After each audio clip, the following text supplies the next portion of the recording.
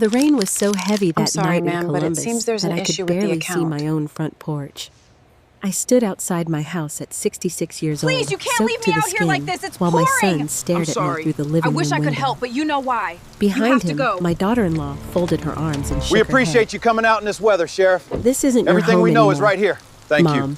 We'll review Michael this said immediately. through the locked door. My purse was still According inside. to this, My the deed of medication trust was is inside. fraudulent. The My property late belongs husband's to her, photographs not were you. inside, and I was standing barefoot in the rain. When Sheriff Mark Daniels finally pulled into the driveway, my son handed him a stack of papers and said I was confused and refusing to leave. The sheriff read one line. Then he looked up at my family and said, "Nobody moves. Mrs. Cooper is coming back into her house."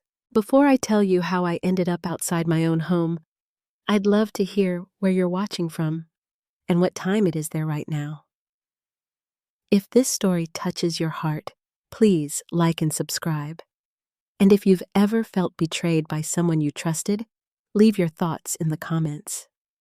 Sometimes sharing our stories reminds us that we're not alone. People think grief arrives all at once. They imagine the funeral, the black clothes, the flowers, and the tears. They think that after the burial, life slowly returns to normal. But grief didn't come to me in one day. It arrived every morning when I woke up and reached for Daniel beside me. It came when I made coffee for two and remembered there was only one cup left to pour.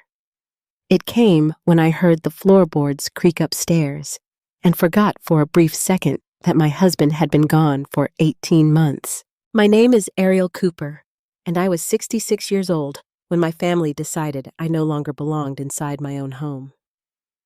But before that terrible night in the rain, there was another kind of storm. One that grew quietly inside my own house. Daniel and I had lived in our home in Columbus, Ohio for 35 years. We bought it when Michael was only 7 years old. The front porch had been built by Daniel himself.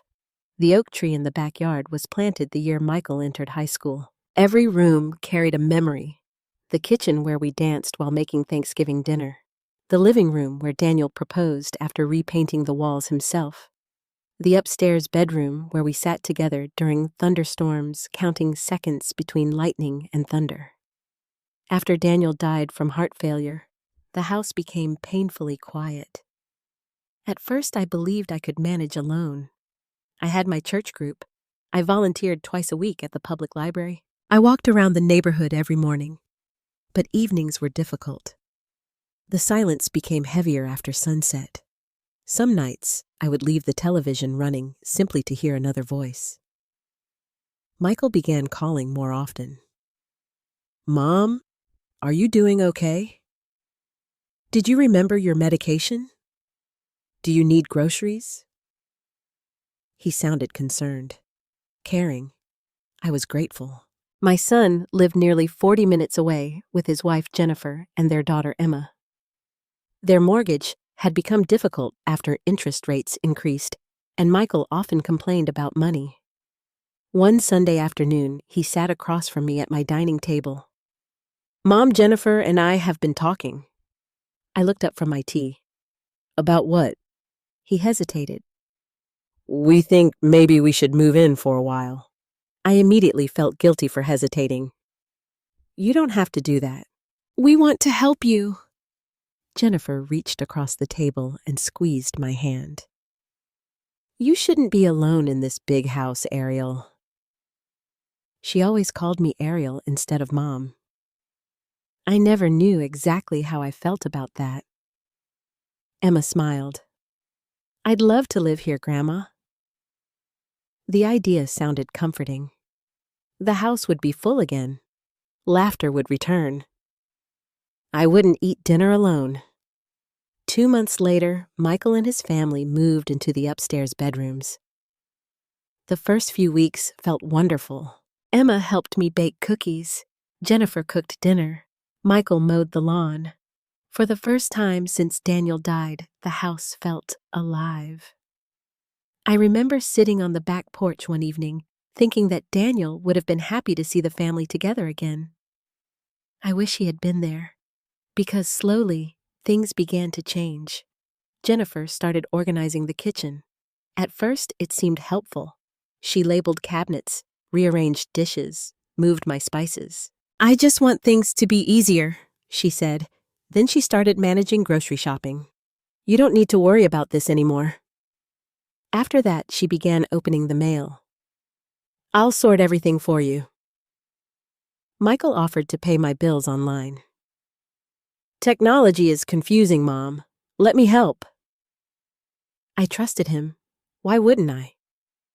He was my son. But one morning, I noticed a bank statement missing from the kitchen counter. I searched everywhere. Jennifer looked up from her phone. "What are you looking for, my statement?" "Oh, Michael probably put it away." When I asked Michael later, he frowned. "I don't remember seeing it." The answer felt strange. Weeks later, another envelope disappeared. Then another. I told myself I was becoming forgetful. After all, I was 66. Perhaps grief affected memory. Perhaps I was imagining things. One afternoon, I walked into Daniel's office, or at least I tried to. The door was locked. I stood there for several seconds. The office had never been locked. Ever. Michael appeared behind me. "Oh, I forgot to tell you. I put some work files in there." "Why is it locked?" "I just needed privacy." I stared at the door. Daniel's desk was inside. His photographs, his journals, his tools, his old fishing hat. Everything remained exactly as he had left it. Or at least I thought it had. "I'd like to go inside." Michael sighed. "Mom, I'm on a conference call in there later." The room belonged to my husband. The house belonged to me. Yet somehow I found myself apologizing. Of course. That night, I sat alone in my bedroom and looked at Daniel's picture. I had started talking to him after he died, not because I expected answers, but because silence felt unbearable. "I don't know what's wrong with me," I whispered. "Maybe I'm becoming difficult." The next morning, Emma knocked on my bedroom door. She was 16, but had always been gentle. "Grandma?" "Yes." She sat beside me. "Are you okay?" I smiled. "Why would you ask that?" She looked toward the hallway. "You seemed sad."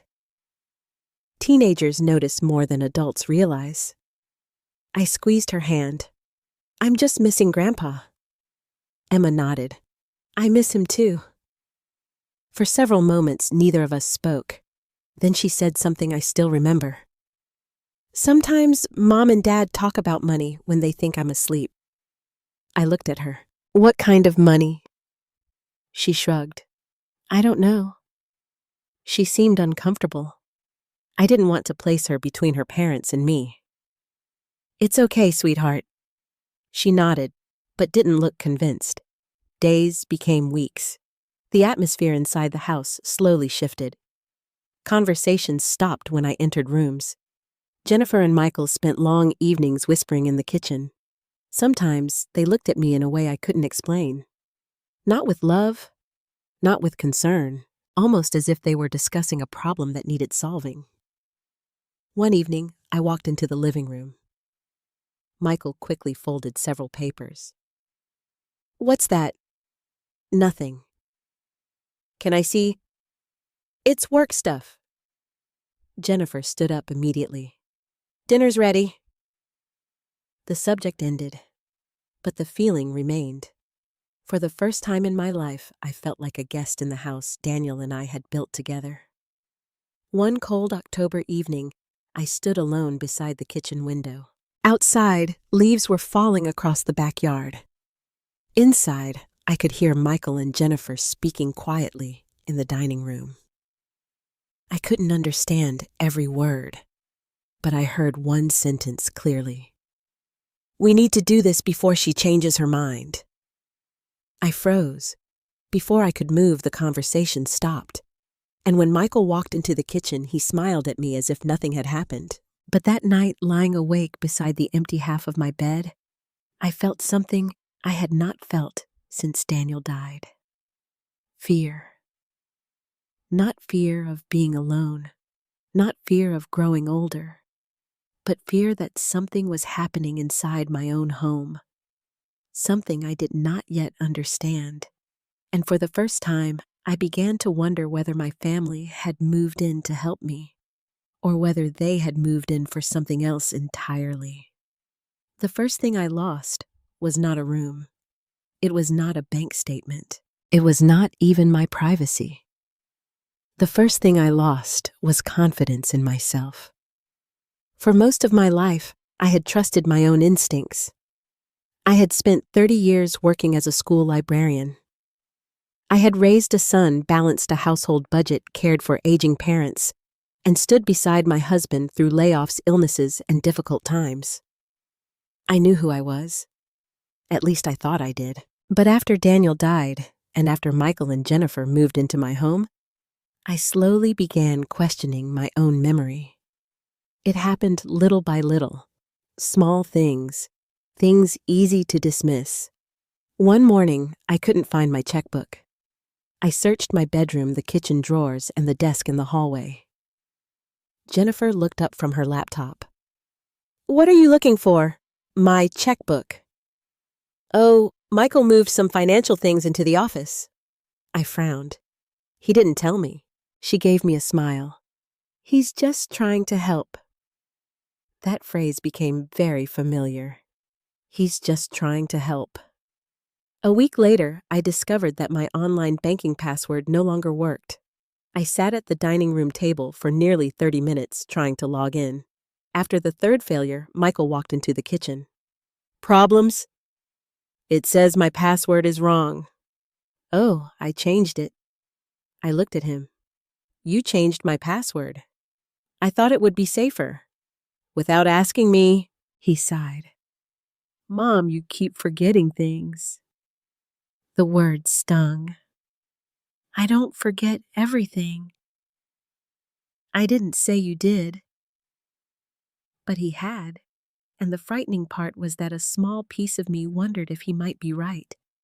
At 66, every forgotten appointment suddenly felt important. Every misplaced item became evidence. Every mistake became proof. One afternoon, I called my friend Carol from church. She had lost her husband 3 years earlier. "Did you ever feel confused after Richard died?"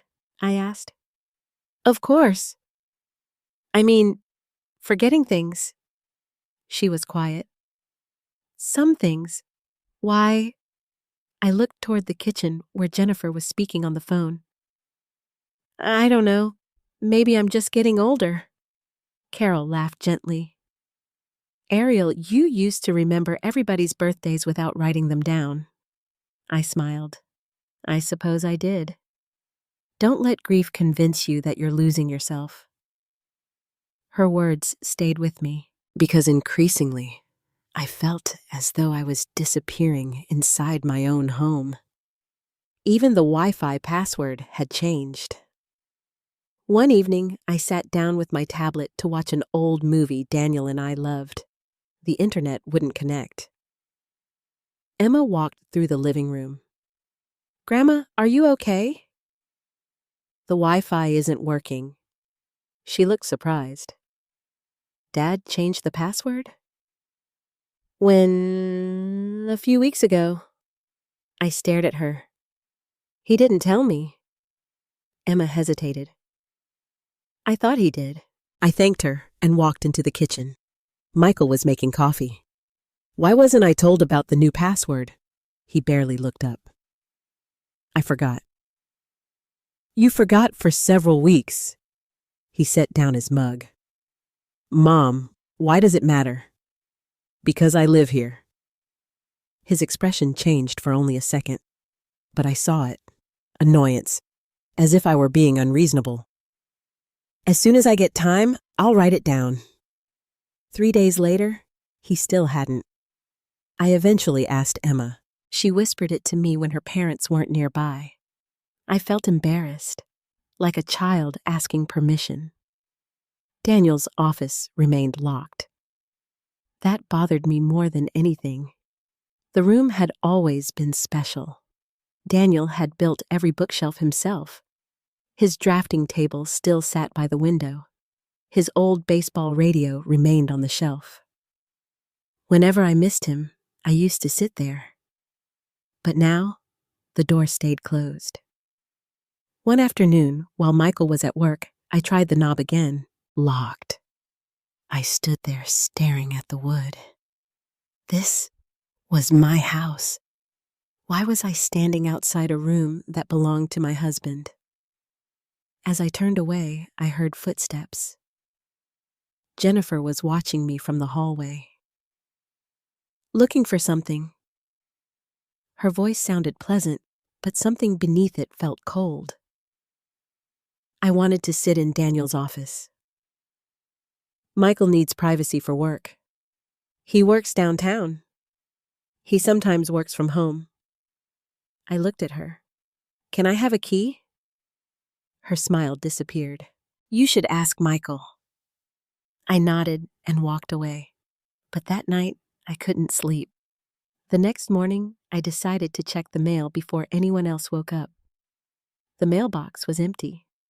That seemed strange because I had seen the postal truck. When I entered the kitchen, Jennifer was standing beside the trash can. Several envelopes sat on the counter. One had my bank's logo. Those came today? She looked surprised. Oh, yes. Why weren't they in the mailbox? I brought them inside. I reached for the bank envelope. She handed it to me, already opened. Why did you open this? I thought it was one of ours. My name is on it. Her cheeks reddened slightly. It was an accident. Perhaps it was. Perhaps it wasn't. But the uneasy feeling inside me continued growing. A few days later, I attended my church book club. For 2 hours, I laughed with old friends. I felt normal again. When I returned home, Michael was sitting at the dining table with several papers. He quickly turned them over. What are those? Nothing important. I sat down. They looked official. They're work papers. Real estate? Yes. I nodded, but I noticed my address printed on one page before he flipped it over. My address. The address of my house. That evening, I called Daniel's old cell phone. I still paid the number because hearing his voicemail comforted me. His recorded voice answered. Hi, you've reached Ariel Cooper. Leave a message. I started crying, not because of the message, because I wished he were here. Daniel would have understood. He always noticed when something felt wrong. He trusted people carefully. I trusted too easily. Several days later, Emma came into my room after school. She sat beside me. Grandma? Yes. She lowered her voice. Please don't tell Mom I said this. My heart immediately began racing. What is it? She twisted her hands together. I heard them arguing. About what? She looked toward the door. Money. What kind of money? Dad said if they don't figure something out soon, they'll lose everything. I felt cold. Did he say anything else? Emma nodded. He said the house is the only thing left. The house? My house. I tried to remain calm. What exactly did he say? She swallowed. I don't remember. But I could see fear in her eyes. She was protecting her parents, and perhaps protecting me. That night, after everyone went upstairs, I walked through the living room. Family photographs covered the shelves. Daniel holding Michael as a baby, Michael at graduation, Emma on her first bicycle. 35 years of memories. Suddenly, I noticed something strange. A framed photograph of Daniel and me had disappeared. The picture had always stood beside the fireplace. I searched the room. Nothing. The next morning, I asked Jennifer. Oh, I put it away. Why? It looked old. I stared at her. It is old. We're updating the room. The room. Not my room. Not our room. Her room. Their room. Even the language had changed. That night, I sat alone in my bedroom, listening to rain against the windows. For the first time since Michael moved in, I locked my bedroom door. Not because I was afraid someone would hurt me, but because I felt myself slipping away. I no longer recognized my own life. And as I lay awake in the darkness, I remembered something Daniel once told me years earlier. If something feels wrong, Ariel, don't ignore it simply because the people involved are family. At the time, I thought he was talking about business. Now I wasn't so sure, because somewhere inside my own house, secrets were growing. And I was beginning to realize that my son and daughter-in-law might be hiding far more than financial problems. The dinner that changed everything happened on a Thursday evening in November. Outside, the air had turned cold enough for frost to collect on the front lawn. Inside the house, Jennifer had prepared roasted chicken, mashed potatoes, and green beans. It looked like an ordinary family dinner. For years, I had believed terrible moments announced themselves before arriving. I thought disasters came with warning signs, but sometimes they arrive beside a basket of warm bread. Emma was talking about school. Michael was checking his phone. Jennifer was pouring iced tea. And I was telling a story about Daniel teaching Michael to ride a bicycle. For a moment, everything felt normal. Then Michael cleared his throat. "Mom, there's something Jennifer and I want to discuss." I looked up. His voice immediately made me uneasy. "What is it?" Jennifer folded her napkin carefully. "We've been worried about you." I forced a smile. "I'm fine." Michael exchanged a glance with his wife. "That's part of the problem." The room suddenly became quiet. Emma stopped eating. I looked at my son. "What does that mean?" He leaned back in his chair. "You've been forgetting things." "I forget small things." "You lose paperwork." "I misplaced some paperwork." "You've been confused." My chest tightened. "I am not confused." Jennifer spoke softly. "We're not criticizing you, Ariel." Again, she used my first name, not Mom, not Mrs. Cooper. Just Ariel, like someone speaking to a neighbor. "We love you," she continued. "We're concerned." "Concerned about what?" Michael took a deep breath. "We don't think you should be handling everything by yourself anymore." I stared at him. "What exactly are you saying?" He looked down at his plate before answering. "We think you may need some help managing your affairs." The words landed like stones. My affairs? The bills? The finances? The house? The house, how? Jennifer reached toward my hand. "There are wonderful communities nearby. Beautiful assisted living places." For several seconds, I could not speak. The room felt smaller. The air suddenly felt heavy. "Assisted living?" Michael nodded. "Just something to consider." I slowly pulled my hand away from Jennifer. "I'm 66 years old." "No one said you were old. You just suggested I move into assisted living. We want you safe." The anger rising inside me surprised even me. "Safe from what?" Neither of them answered. Emma finally spoke. "Grandma doesn't need assisted living." Michael looked sharply at his daughter. "Emma." "No, Dad. She drives, she cooks, she volunteers." Jennifer gave her daughter a warning glance. "This is an adult conversation." Emma looked at me. "But it's not fair." I wanted to hug her. Instead, I sat frozen in my chair. Michael rubbed his forehead. "Mom, you've had a difficult year." "So have you." He looked surprised. "What does that mean? You lost your job for 6 months." His expression changed. "I found another one." "I know." Jennifer spoke before he could continue. We're talking about your future. No, I said quietly. You're talking about my future. The silence became unbearable.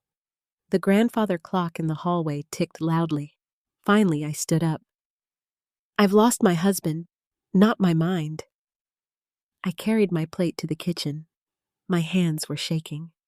Behind me, nobody moved. Nobody followed. I washed dishes simply to keep myself from crying. A few minutes later, Emma entered the kitchen. She wrapped her arms around me. I'm sorry. I kissed her forehead. It's not your fault. Mom and Dad have been talking about this for weeks. I turned toward her. For weeks. She immediately realized she had said too much. I didn't mean, it's okay. But it wasn't okay. Not at all. That night, I sat alone in my bedroom. Daniel's photograph rested beside my bed. I looked at his smiling face. They think I'm losing my mind. The words sounded ridiculous when spoken aloud. Daniel had always told me I was stronger than I realized. But strength feels very small when the people closest to you begin questioning your judgment. The following morning, things felt different. Jennifer became overly cheerful. Michael acted as if nothing had happened. No one mentioned assisted living. No one apologized, which somehow felt worse, because it meant they had meant every word. Saturday afternoon, I was folding laundry when I overheard voices downstairs. Michael and Jennifer were arguing. I could not hear every word, but I heard enough. Can't keep waiting. She'll never agree. The doctor... Capacity. I froze beside the stairs. Capacity. The word frightened me. Capacity meant competence, mental ability, legal decisions. My heart began pounding. I stepped onto the staircase. The conversation stopped immediately. Michael looked up. Everything okay? I nodded. I thought someone called me. Jennifer smiled. No. I returned upstairs, but the fear remained. 2 days later, I visited my doctor for a routine appointment. Dr. Ellen Foster had treated me for nearly 15 years. After checking my blood pressure, she smiled. Everything looks good. I hesitated. Can I ask you something? Of course. Would you tell me if you thought I had memory problems? She looked surprised. What brought this on? My family worries that I'm becoming forgetful. She sat down. Aerial grief affects concentration. Stress affects concentration. Do I have dementia? She shook her head immediately. No. The relief nearly made me cry. You're healthy. I looked down at my hands. Then why do I feel as if I'm losing myself? Her voice softened. Sometimes when people repeatedly tell us something about ourselves, we begin believing it. I thought about that during the drive home. Perhaps I was not becoming confused. Perhaps I was being convinced that I was. When I entered the house, Michael was waiting. Where were you? At the doctor. He looked surprised. Why didn't you tell us? I didn't realize I needed permission. His jaw tightened. We worry about you. I know. What did the doctor say? That I'm healthy. For a moment, disappointment crossed his face. Only for a second, but I saw it. That frightened me more than anything. A few days later, I opened the kitchen drawer looking for stamps. Instead, I found a brochure. It showed smiling elderly couples sitting in a garden. The title read, Maple Grove Senior Living. My hands began trembling. Inside were photographs of apartments, dining halls, medical care, pricing information. Someone had circled several options in blue ink. Monthly costs, private rooms, move-in dates. I stood there staring. Jennifer entered the kitchen. Her face changed immediately. "Oh." She quickly reached for the brochure. "What is this?" She smiled nervously. "We were just gathering information." "For whom?" Her silence answered the question. "For me." She crossed her arms. "We thought it would be easier if you had options." "I never asked for options." Michael walked into the room.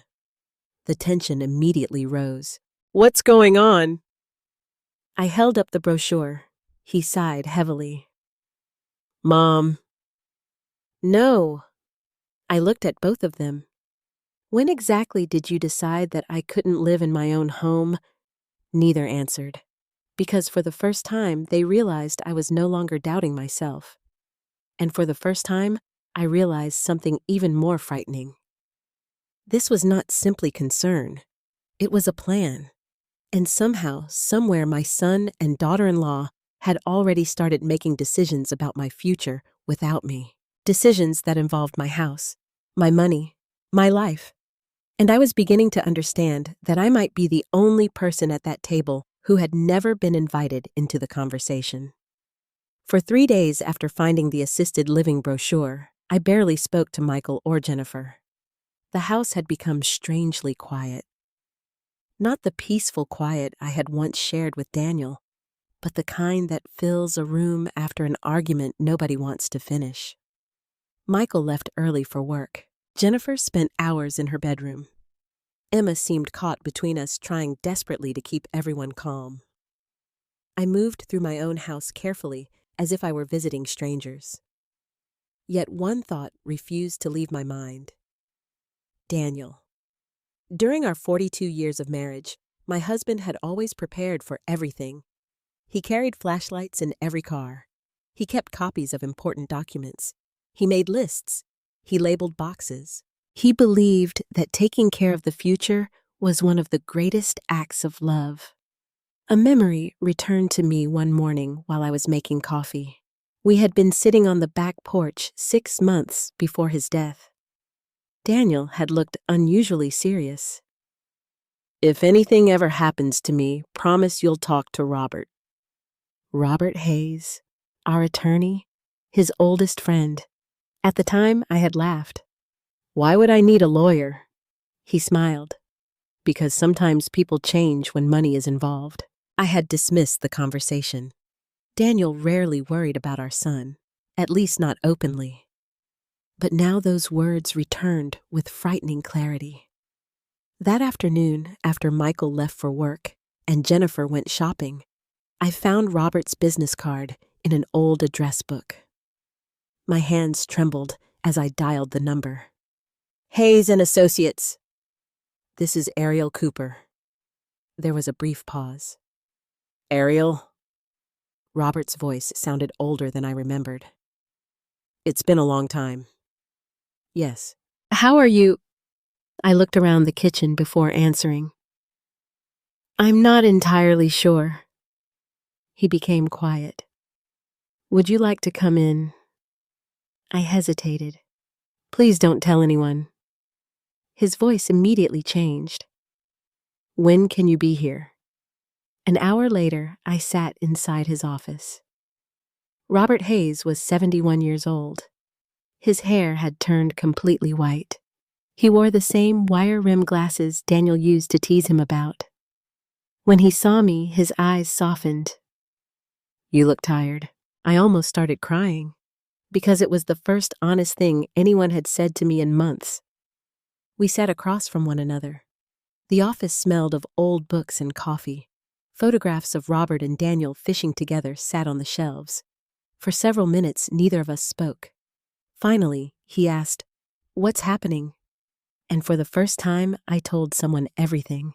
Michael moving in, Jennifer opening my mail, the locked office, the missing documents, the assisted living brochures. Robert listened without interrupting. When I finished, he leaned back slowly. "Did Daniel ever mention updating his estate documents?" I frowned. "A few years before he died." Robert nodded. He came to see me several times during his illness. My heart began beating faster. Why? Robert removed his glasses. He was worried. Worried about what? He looked directly at me. He said Michael was having financial problems. I sat silently. Daniel had never told me that. He believed your son was under considerable pressure. Debt. Robert nodded. Quite a bit. The room suddenly felt cold. Daniel never told me. He didn't want to hurt you. I looked at the photographs on his shelf. My husband had known something he had kept to himself. Robert opened a drawer. There are some things I can tell you. He removed several folders. Your husband revised several documents before his death. I stared at him. What kind of documents? Property documents? Estate instructions? My breathing became shallow. Why? Robert hesitated. Because he wanted to protect you. The words hit me harder than I expected. Protect me. From whom Robert continued. The house remains solely yours. I know. There are also specific instructions regarding any transfer of ownership. I looked at him carefully. What instructions? No sale, no transfer, no ownership changes without your direct authorization. My stomach tightened. Did Daniel expect something to happen? Robert folded his hands. He didn't explain everything. But he told me something that I've never forgotten. I waited. Robert looked toward the window. He said, if Ariel ever comes here alone, it means she finally understands why I did this. Tears filled my eyes. Daniel had known. Maybe not everything, but enough. What exactly did he change? Robert sighed. The original documents are stored inside your home safe. I blinked. The safe. Yes, I immediately thought of Daniel's office, the locked door, the room Michael wouldn't allow me to enter. Are copies here? Only partial copies. Why? Daniel wanted the originals in the house. I suddenly felt afraid. What if they're gone? Robert looked at me carefully. Has anyone accessed the safe? I don't know. He became very serious. Ariel, I need you to answer honestly. Okay. Do you believe your son is trying to remove you from the home? The question sounded impossible, yet I already knew my answer. Yes. He nodded slowly. Then you need to be very careful. The room became silent. Outside, snow had begun falling. I never imagined I'd be sitting here discussing my own child. Robert's voice softened. Neither did Daniel. That sentence nearly broke my heart. Before leaving, Robert handed me his personal number. Call me anytime. I don't want trouble. I know. I just want my family back. He looked at me sadly. Sometimes the people we love are fighting battles we don't understand. I drove home feeling as if my entire world had changed. Daniel had known. He had prepared. He had worried. And somehow, I had never seen it. When I entered the house, Jennifer was standing in the kitchen. Where were you? Her voice was casual. Out. Shopping. No. She studied me. You were gone a long time. I walked past her. Ariel. I turned. What? Is everything okay? For the first time in months, I did not answer her. I simply walked upstairs. That evening, Michael came into my bedroom. He rarely entered my room. Mom. Yes. Jennifer said you seemed upset. I'm tired. He stood quietly. Then he asked, "Did you go somewhere today?" The question immediately alarmed me. "Why?" He shrugged. "Just wondering. I had errands." "What kind?" I looked at my son. The boy I had raised. The boy whose scraped knees I had bandaged. The boy who used to run into my arms after nightmares. And suddenly, he looked like a stranger. "Why are you asking?" His expression changed. "No reason." After he left, I sat beside my window for nearly an hour. The house felt different, as if invisible lines had been drawn, as if every conversation had become dangerous. At bedtime, Emma quietly entered my room. She handed me a cup of tea. "You okay, Grandma?" I smiled weakly. "I think so." She sat beside me. "I heard Mom and Dad arguing." My heart sank. "What about—" "They were upset because you left." I tried to sound calm. "Did they say why?" Emma looked down. "Dad said he hoped you hadn't talked to anybody." The room became very quiet. "Anybody?"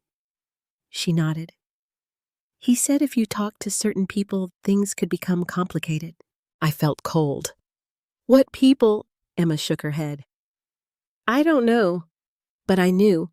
Robert, the lawyer, the man Daniel trusted, the man who knew the truth." That night, I barely slept. Around midnight, I heard footsteps outside my bedroom. Slow, careful. Someone stopped near my door, then continued down the hallway. Perhaps it meant nothing. Perhaps I was frightened.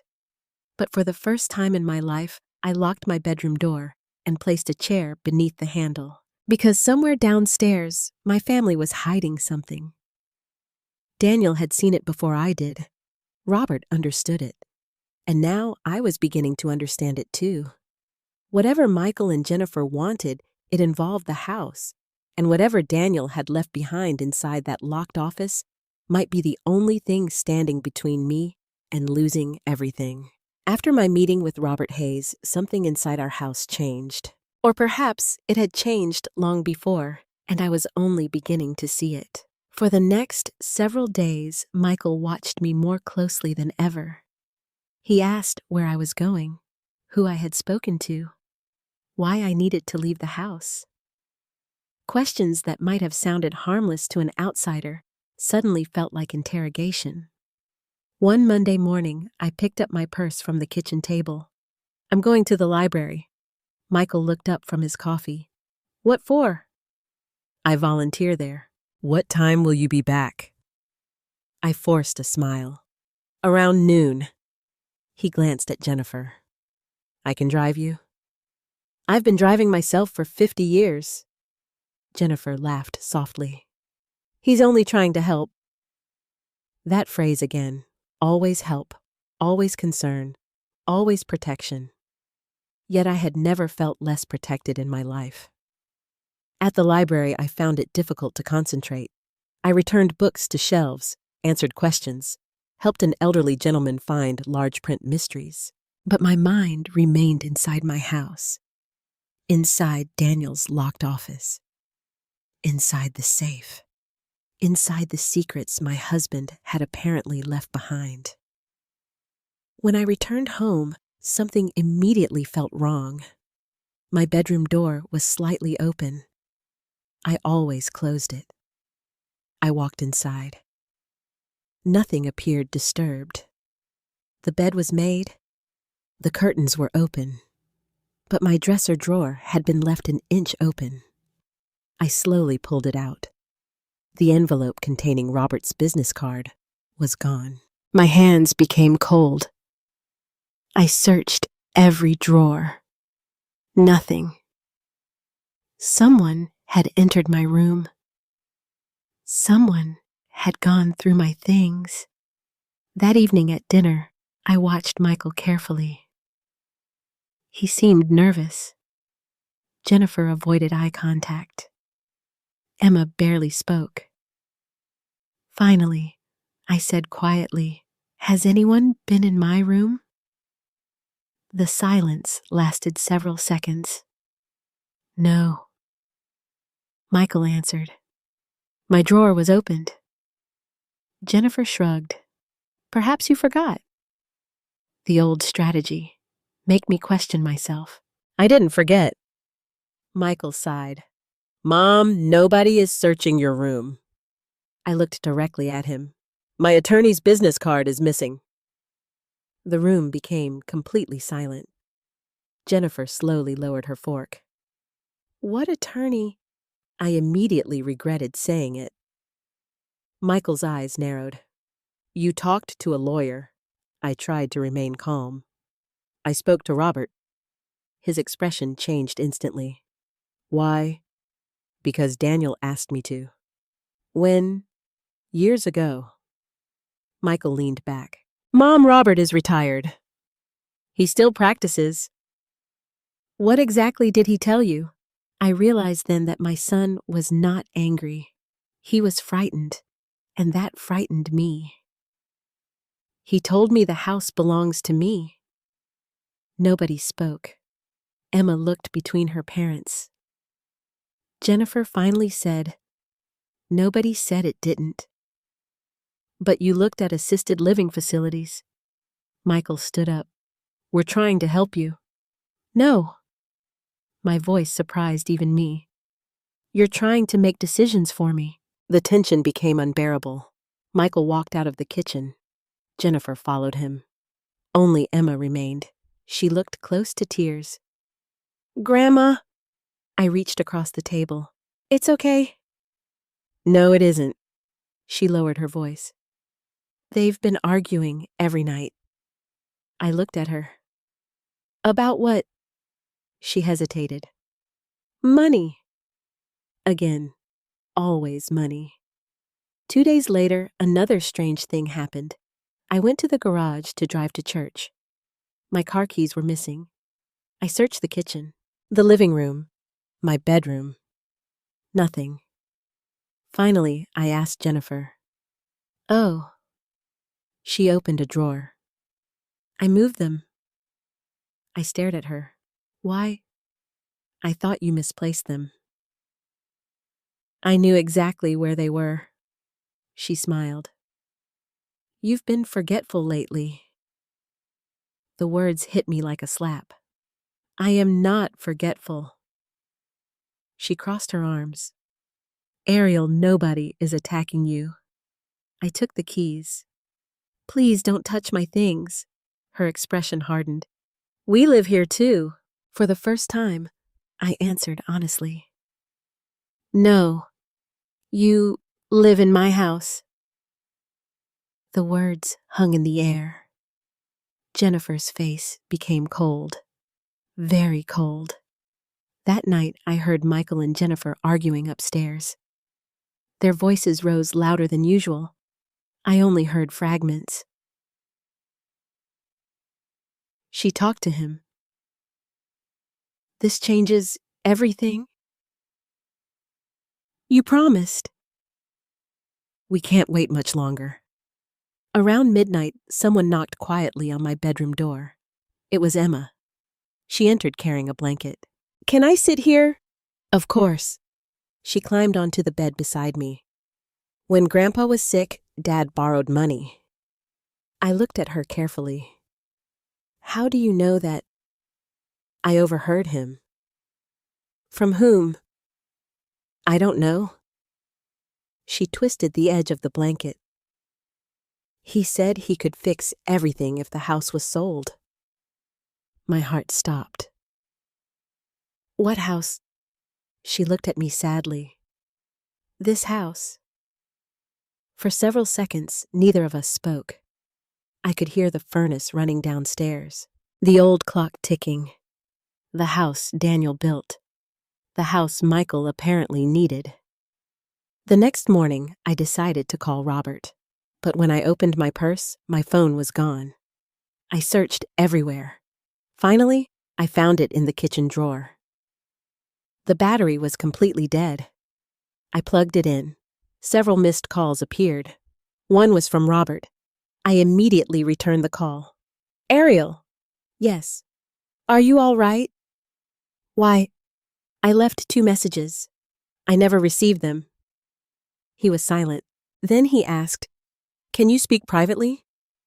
I walked outside onto the back porch despite the cold. Yes. I located additional paperwork. My heart raced. What kind? Your husband wrote a letter. I closed my eyes. A letter. Yes. When can I see it? As soon as possible. Before I could answer, the back door opened. Michael stood there. His expression was unreadable. Who are you talking to? I covered the phone. A friend. Robert spoke softly. Is someone there? Yes. Be careful. The call ended.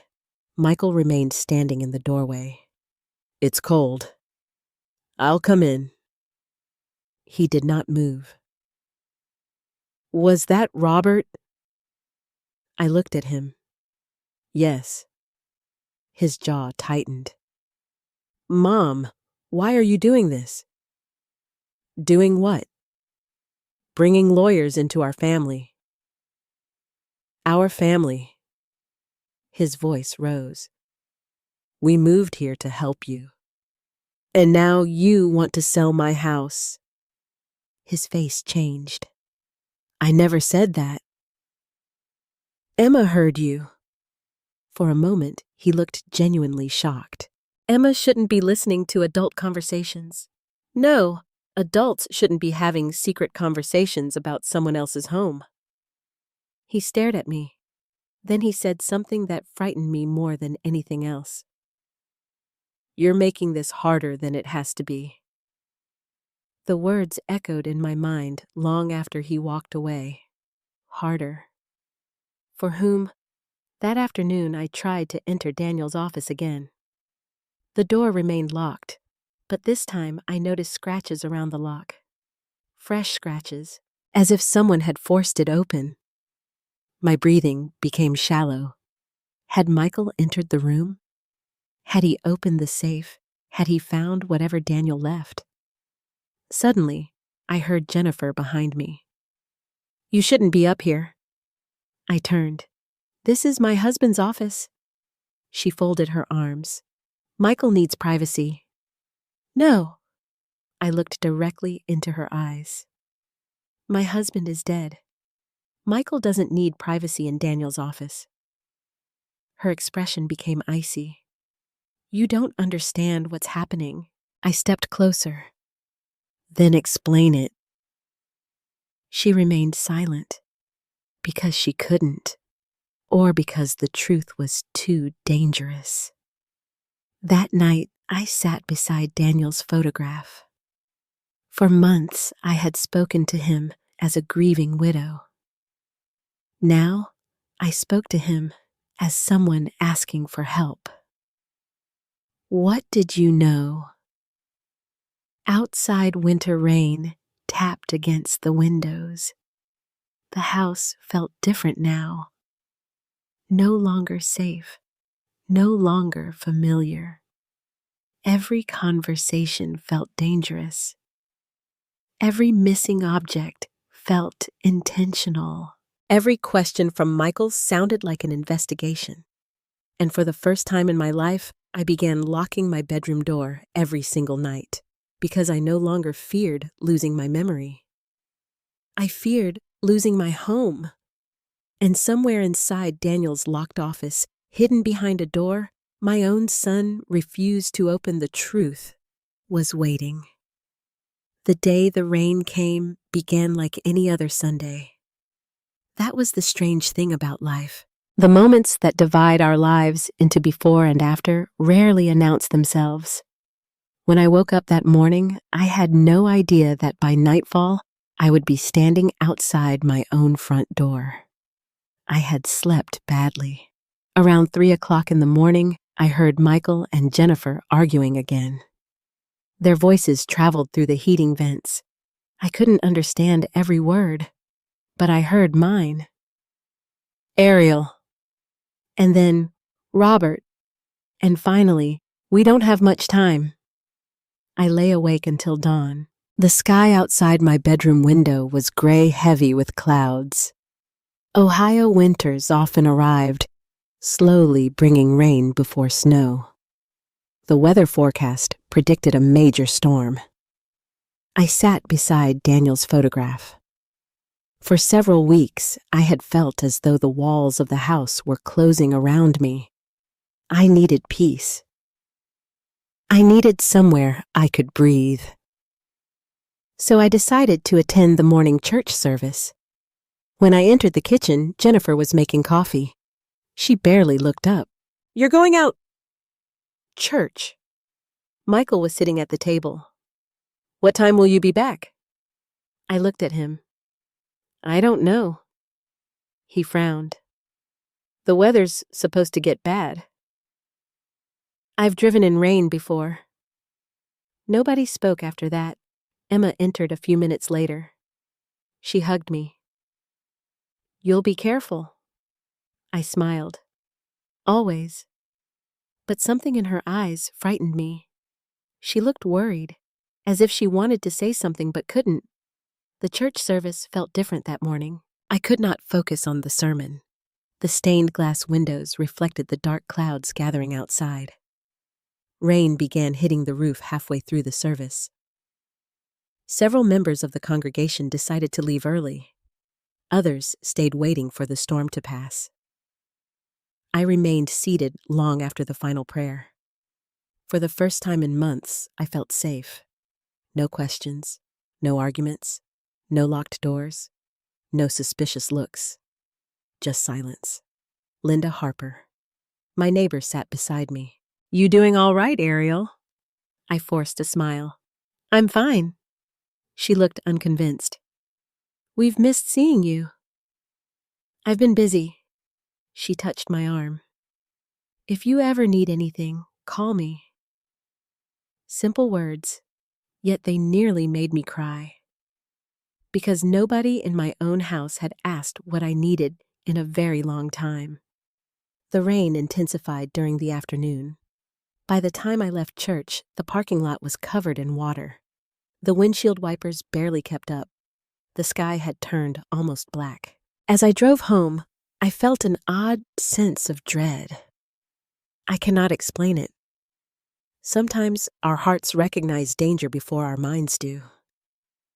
When I turned onto my street, several houses already had their porch lights on. The rain poured so heavily that I could barely see.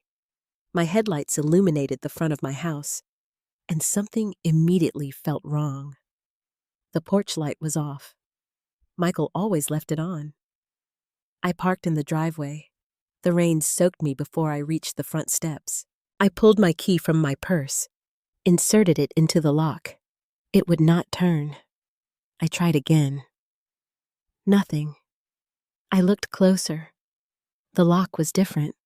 For several seconds, I simply stared. Then I knocked. No answer. I knocked harder. The living room light came on. And then I saw Michael. He stood behind the front window. He wasn't surprised. He wasn't confused. He simply stood there. I felt cold despite the rain. I knocked again.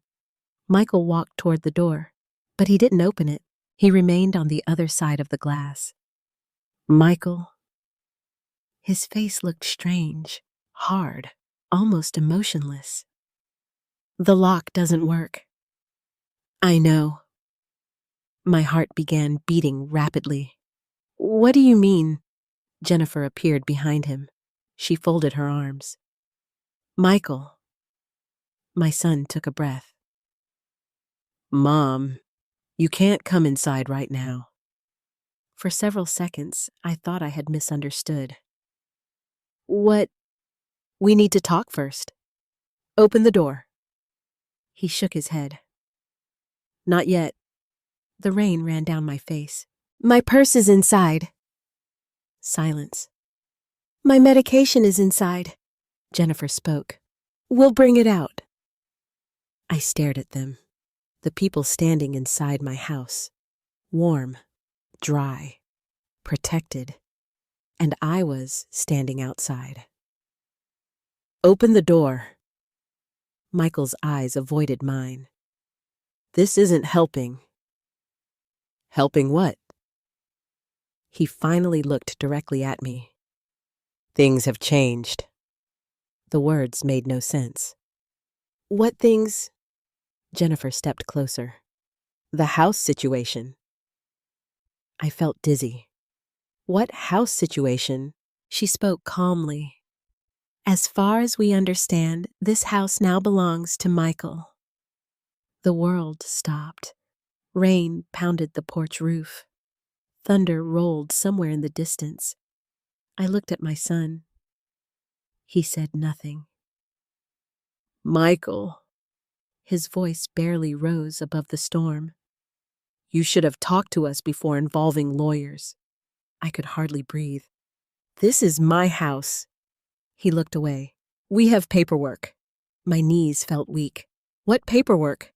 Everything has been handled, as if I were no longer part of my own life.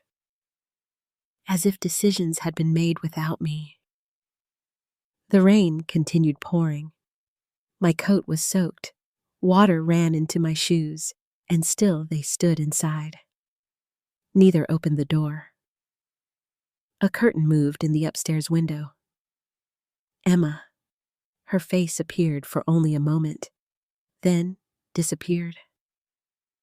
I knocked again, harder. Michael opened this door. He shook his head. You need to calm down. Calm down.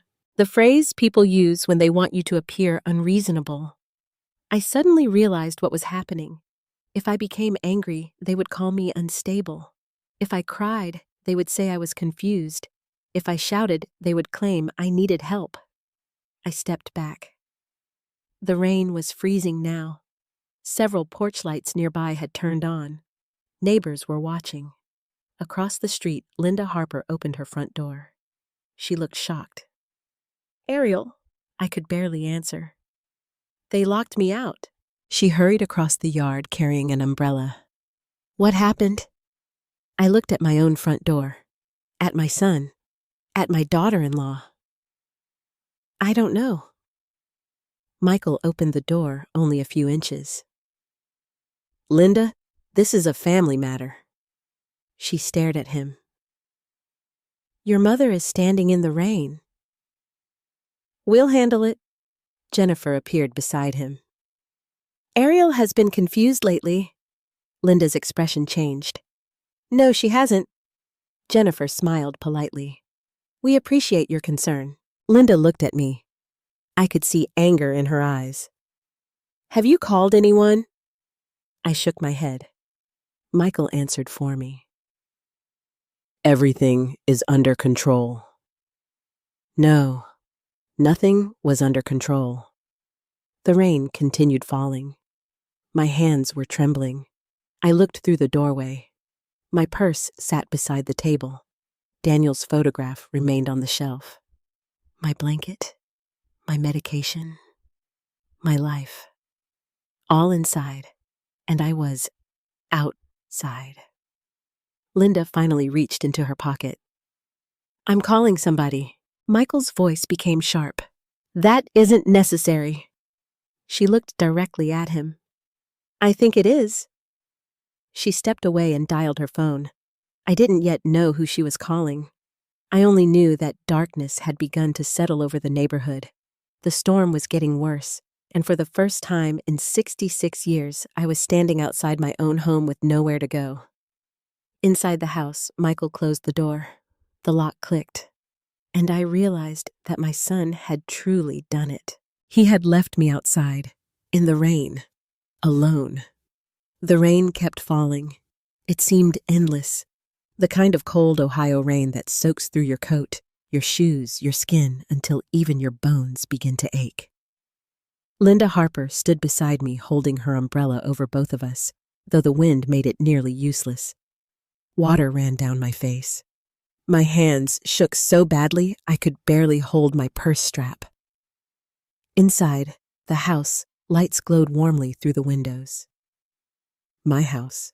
The home Daniel and I had built together. The home where my son had learned to walk. The home where Christmas dinners had lasted until midnight. And now I stood outside like a stranger. Linda lowered her phone. I called the sheriff's office. Michael opened the door a few inches. You didn't need to do that. Linda looked directly at him. Your mother is standing outside in freezing rain. We have a family matter. No, she said firmly. This became everyone's business the moment you locked an elderly woman outside. Jennifer stepped forward. Ariel has been confused lately. Again, the same word, confused. It had become their weapon. Linda looked at me. Are you confused? I wiped rain from my eyes. No. Do you know where you are? Yes. Whose house is this? I answered without hesitation. It's mine. Michael sighed loudly. Mom. No. For the first time, my voice was stronger than theirs. This is my home. Jennifer folded her arms. We have documents. What documents? She looked toward Michael. He disappeared briefly and returned holding a folder. Even from the porch, I could see papers, forms, signatures, official-looking documents. Michael raised them slightly. The property transfer has already been handled. My stomach dropped. What transfer? You signed papers. I never signed anything. Jennifer spoke softly. You don't remember. The cruelty of those 3 words nearly broke me. You don't remember. Not because they questioned my memory, because they questioned my identity, everything I knew, everything I trusted, everything I was. I stepped closer to the doorway. I did not sign my house away. Michael looked tired, almost desperate. Mom, please don't do this. Don't do what? Make a scene, as if standing outside my own locked house during a storm was somehow my choice. Across the street, 2 more neighbors had turned on their porch lights. People were watching. Curtains moved. Cars slowed. Shame washed over me. I had lived on this street for over 3 decades. Everyone knew me. Everyone knew Daniel. Now they were watching our family fall apart. The front door suddenly opened wider. Emma stood there. Her eyes were red. Grandma. Jennifer immediately spoke. Emma, go upstairs. No. Her voice shook. Grandma shouldn't be outside. Michael turned toward his daughter. Go upstairs. Tears rolled down her cheeks. You're hurting her. The words hung in the air. For several seconds, nobody moved. Then Jennifer gently pushed Emma backward. The door closed again. And once more, I was outside, alone. The temperature had dropped considerably. My fingers had become numb. Linda removed her gloves and handed them to me. You need to sit in my house. I shook my head. No. Ariel, if I leave, they'll lock everything. They already have. I looked at the front door. She was right, but something inside me refused to walk away, because walking away felt like surrender. And after months of losing small pieces of myself, I could not lose this too. 20 minutes passed. Perhaps 30. Time became difficult to measure. The rain continued. Michael occasionally looked through the curtains. Jennifer remained out of sight. At one point, the front door opened slightly. Jennifer placed a plastic bag on the porch. My medication. She closed the door immediately. I looked at the bag, my medicine bottles, nothing else. No coat, no blanket, No invitation to come inside. Linda stared at the closed door. I don't understand. Neither did I. Or perhaps I finally did. Money, debt, the house, the missing documents, the locked office, Robert's warning, Daniel's preparations. Everything seemed connected. I suddenly remembered Robert's words. Do you believe your son is trying to remove you from the home? At the time, the question had felt impossible. Now I was standing in the answer.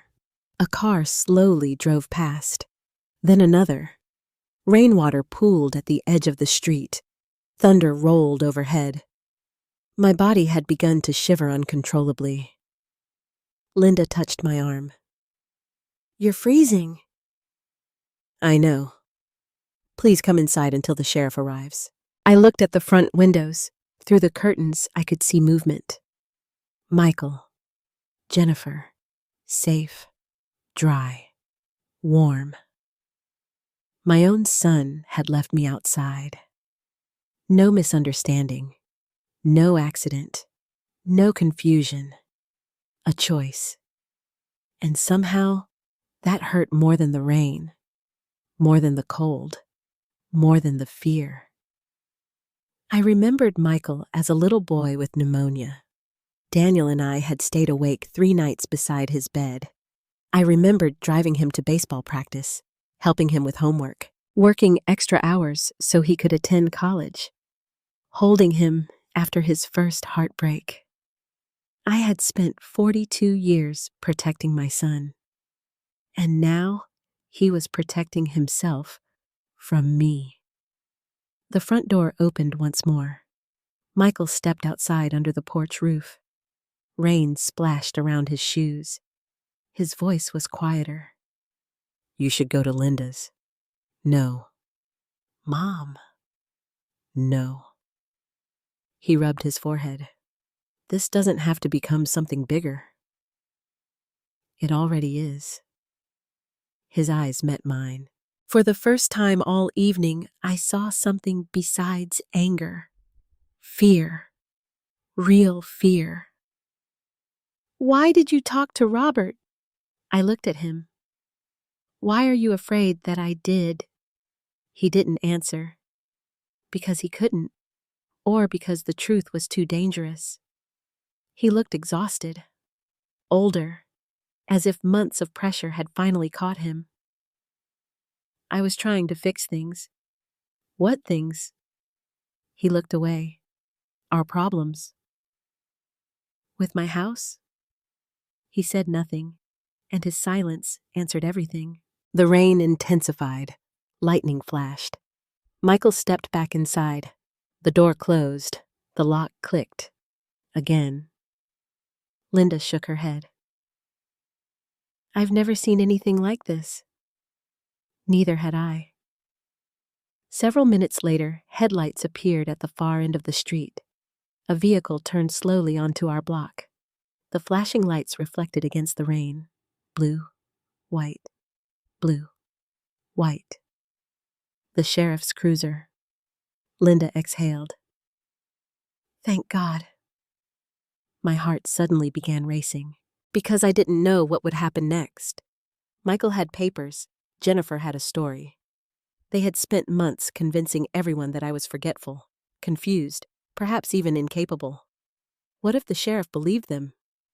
What if I truly lost everything tonight? The vehicle stopped in front of the house. The engine shut off. The driver's door opened. Sheriff Mark Daniels stepped into the rain. He wore a dark raincoat. His flashlight cut through the storm. For a brief moment, he looked at me, then at the house, then at Michael standing inside the doorway. His expression changed. Not surprise. Recognition. Because Mark Daniels had known Daniel Cooper for years. He removed his hat. Ariel. I could barely answer. Yes. What happened? Before I could speak, Michael stepped forward holding the folder. We've been trying to explain the situation. Sheriff Daniels looked at him. What situation? Michael held out the papers. My mother is confused. The rain continued falling, and for the first time that entire night, I felt genuine fear. Because the next few minutes would decide whether I returned to my home or lost it forever. The rain struck the hood of Sheriff Mark Daniels' cruiser so hard that it sounded like gravel. For several seconds, nobody spoke. The flashing lights reflected across the wet street, the windows of my house, and the faces of my family. I stood beside Linda Harper, soaked and shivering. Michael stood under the porch roof holding his folder. Jennifer remained just inside the doorway, and Sheriff Daniels looked at all of us with the expression of a man who already knew that something was terribly wrong. He walked toward me first. Ariel. His voice was gentle. Are you hurt? I shook my head. I'm cold. He removed his jacket and placed it over my shoulders. The simple kindness nearly made me cry. He had known Daniel for over 20 years. They had fished together, attended church picnics together. Daniel trusted him. And standing there in the rain, I suddenly realized how desperately I needed someone to believe me. Sheriff Daniels looked toward the house. Michael? My son nodded. Sheriff? What exactly is happening here? Michael held out the folder. My mother has been having memory problems.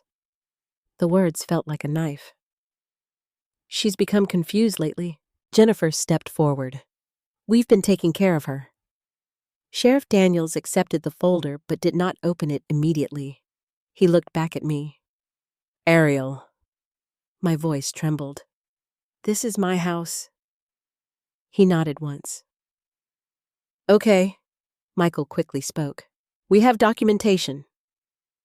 Jennifer added. The ownership situation changed. The sheriff finally opened the folder. Rain fell onto the papers. He stepped beneath the porch light. For several moments, nobody spoke. I watched his face carefully. He examined each page. Property records, transfer documents, signatures, official seals. My stomach twisted. What if they had really done it? What if somehow my home no longer belonged to me? The thought made me dizzy. Sheriff Daniels looked up. When were these signed? Michael answered immediately. Several months ago. And your mother agreed to this. She doesn't remember. Again, always the same answer. The sheriff looked toward me. Did you sign these papers? No. Did you meet with an attorney? No. Did you meet with a notary? No. Jennifer folded her arms. She forgets things. The sheriff slowly closed the folder. Jennifer let her answer. For the first time all night, someone had defended me. The rain continued falling. Linda stood beside me without speaking. Several neighbors remained watching from their windows. The entire street seemed to be holding its breath. Sheriff Daniels turned back to Michael. Your mother says she never signed these. Michael looked frustrated. Because she doesn't remember. The sheriff's expression hardened slightly. Has a doctor declared her incompetent? Michael hesitated. No. Has a court? No. Does anyone hold power of attorney? Silence. Jennifer finally said, We're trying to help her. That's not what I asked. Michael looked uncomfortable. No. The sheriff nodded slowly. He opened the folder again. The porch light illuminated the pages. I watched his eyes move line by line, and then something happened. He stopped, completely stopped. His finger rested on a section near the bottom of one page. He read it again, then once more. The rain seemed to disappear. The entire world became silent. Michael shifted nervously. What is it?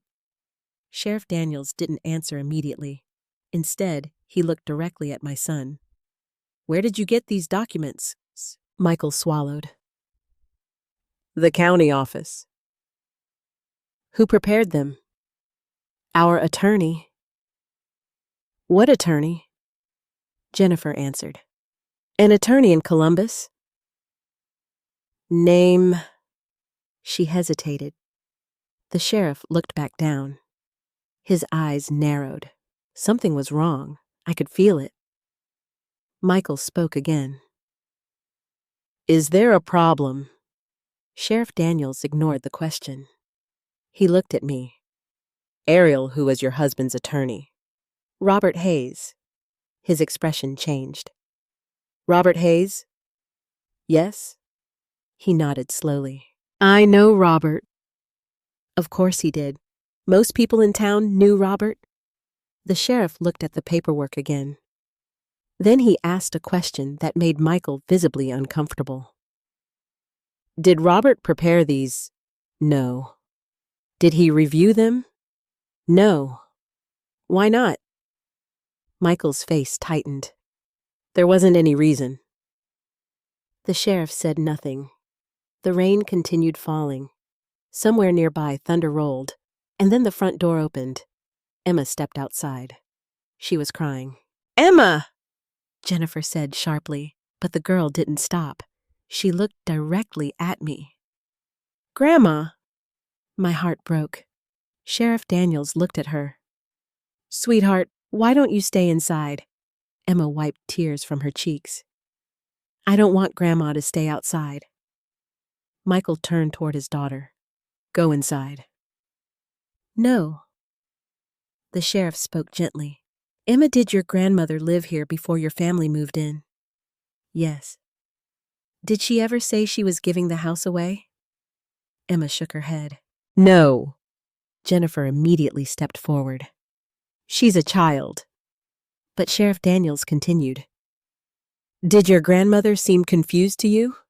Emma looked at me, then at her parents. Finally, she answered, "No."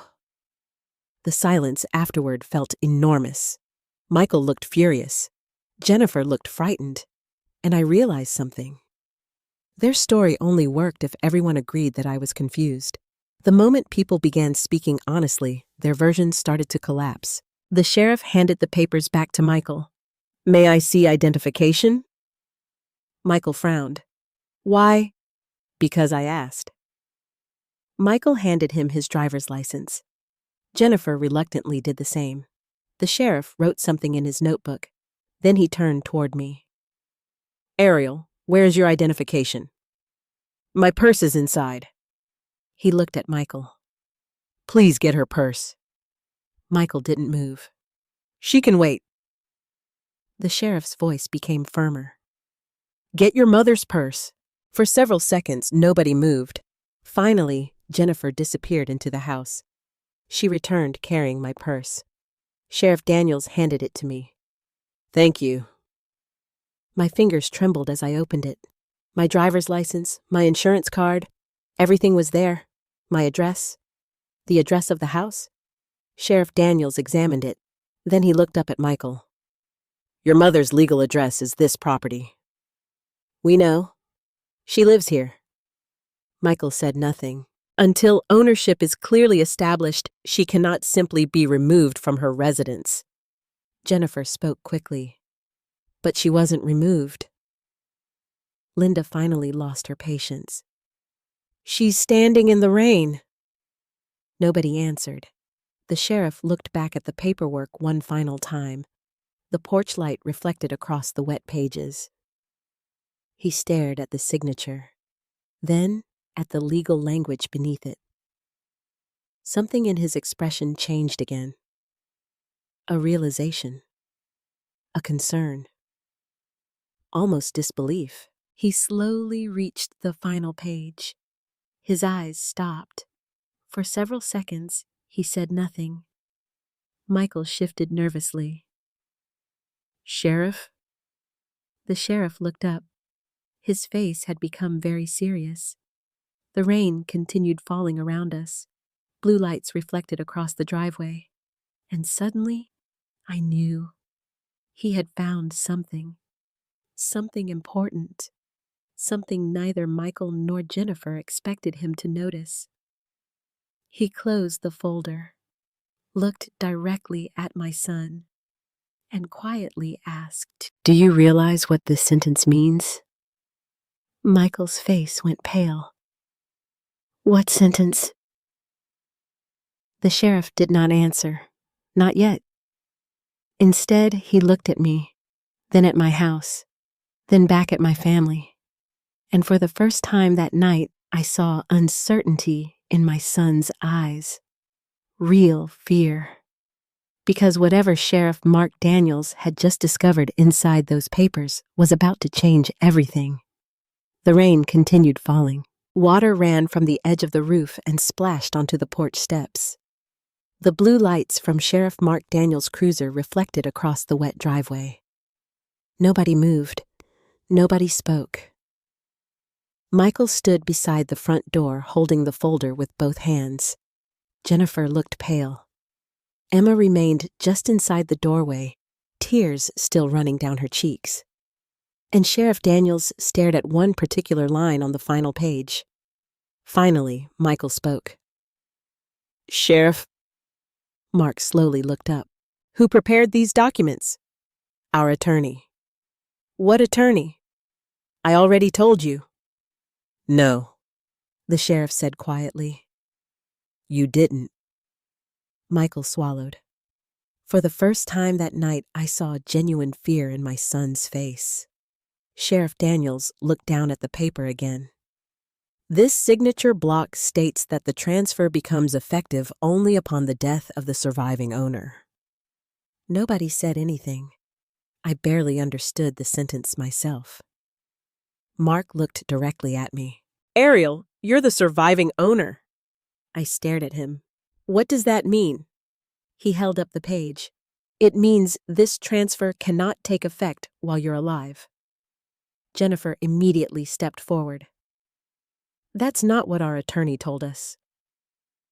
Mark's eyes shifted toward her. "Then your attorney gave you very bad advice."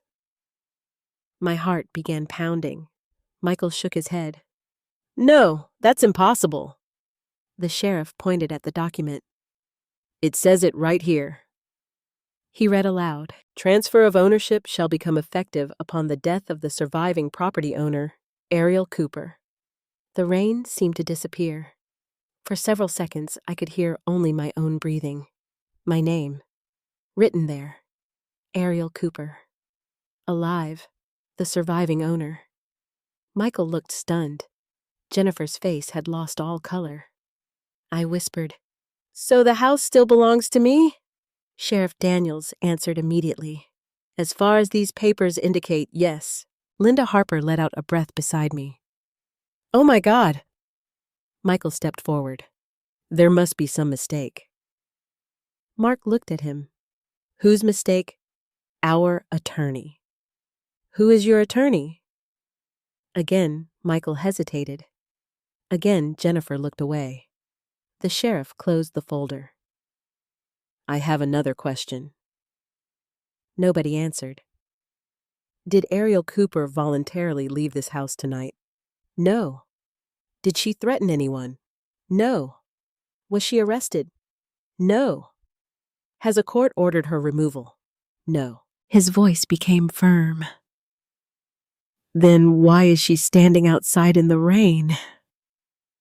Nobody answered. Because there was no answer. No legal explanation. No misunderstanding. Only cruelty. Only greed. Only fear. Emma suddenly stepped forward. "Dad changed the locks." Everyone looked at her. Michael's face turned white. "Emma," she was crying openly now, "I saw him." Jennifer immediately moved toward her daughter. "Go inside." "No." Emma looked directly at Sheriff Daniels. "He changed them yesterday." The silence afterward felt enormous. The sheriff slowly turned toward Michael. Is that true? Michael rubbed his forehead. I was trying to protect my family. From what? He looked at me, then away. Finally, he whispered, everything was falling apart. I saw something in his face that I had not seen in months. Not anger, not manipulation, desperation. The kind that destroys people. Sheriff Daniels spoke carefully. Financial problems. Michael remained silent. Jennifer answered. We owe money. How much? She didn't answer. Michael finally spoke. A lot. The rain softened slightly. The street had become quiet. Several neighbors still watched from their windows. Nobody wanted to leave. Not now. Not when the truth was beginning to appear. Sheriff Daniels looked at me. Ariel, do you wish to enter your home? I could barely speak. Yes. He nodded. Then he turned toward my son. Open the door. Michael didn't move. The sheriff's voice became stronger. Now. Slowly, painfully, slowly, Michael stepped aside. For several seconds, nobody moved. I stood at the edge of the porch. The front door was open. My living room was only a few feet away. Yet, it felt 1,000 miles distant. I looked inside. Daniel's photograph still sat on the shelf. My blanket remained on the chair. The grandfather clock continued ticking. Everything looked exactly the same, and yet nothing was. Linda touched my shoulder. Go inside. My legs felt weak. I stepped forward. One step, then another. I crossed the doorway. The house felt warm. Too warm. I stood in the middle of the living room, dripping rainwater onto the hardwood floor. Nobody spoke. I looked around. 35 years of memories surrounded me. Christmas mornings, birthdays, Daniel's laughter, Michael's childhood, everything. And somehow, I had almost lost it. Emma ran toward me. She wrapped her arms around me. I'm sorry. I held her tightly. It's not your fault. Behind us, Jennifer sat down in a chair. Her hands were shaking. Michael stood near the doorway staring at the floor. Sheriff Daniels entered the house. He removed his hat. Then he asked a question. Where is Daniel's office? My heart skipped. Michael immediately looked up. Why? The sheriff met his eyes. Because I asked. Silence. Jennifer looked frightened. Michael didn't move. Ariel? I pointed toward the hallway. Upstairs. The sheriff nodded. Is it locked? Yes. He looked toward Michael. Do you have the key? Michael hesitated. No. Emma spoke quietly. Dad does. Nobody moved. The room felt smaller. The storm continued outside, and suddenly I realized that everyone in the house was afraid of one room. Daniel's office, the locked door, the safe, the secrets my husband had left behind. Sheriff Daniels looked at Michael. I need the key. Michael's face had become pale. I don't know where it is. You changed the locks on the house. No answer. You have the office key. Jennifer finally spoke. We can find it tomorrow. The sheriff shook his head. No. He looked directly at them. Tonight. The word hung in the air. Tonight. No more waiting. No more delays. No more excuses. Michael suddenly sat down. He covered his face with his hands. For the first time all evening, he looked less like an angry son and more like a frightened little boy. I never wanted this. I looked at him. Then why did you do it? He didn't answer. Because perhaps he couldn't, or perhaps the answer was too painful. The sheriff turned toward me. Ariel, do you want to remain here tonight? Yes. He nodded. This is your residence. The words nearly brought me to tears. Your residence, your home, your house. Words I had begun to fear I would never hear again. But before anyone could speak further, the lights flickered. Thunder shook the windows. And somewhere upstairs, above all of us, behind the locked door of Daniel Cooper's office, waited the safe. The safe that my husband had protected. The safe Michael had desperately kept me away from. And I suddenly realized that tonight had only answered one question. The house still belonged to me. But another question remained. What had Daniel hidden inside that room, and why had my son been so afraid that I might find it? For several seconds after Sheriff Daniels asked for the key, nobody moved. The grandfather clock in the living room continued ticking. Rain tapped softly against the windows. The storm that had seemed so violent outside had begun to weaken, but another storm had entered the house. And this one was far more dangerous. Michael remained seated on the couch with his hands covering his face. Jennifer stood near the dining room table. Emma sat beside me holding my hand. Sheriff Daniels waited. I need the key. Michael finally looked up. I don't know where it is. The sheriff's voice stayed calm. You changed the locks on the front door yesterday. No answer. You've kept Daniel Cooper's office locked for months. Still no answer. You have the key. Jennifer stepped forward. This isn't necessary. Sheriff Daniels looked at her. It became necessary the moment Mrs. Cooper was locked outside. The room fell silent again. I had never seen Michael look so defeated. For months, he had controlled every conversation, every decision, every explanation. Now he looked exhausted, older, almost frightened. Finally, he stood. Without speaking, he walked into the kitchen. Several seconds later, he returned, holding a small ring of keys. He placed them on the coffee table. Nobody said a word. The sound of the keys hitting the wood felt strangely loud. Sheriff Daniels picked them up.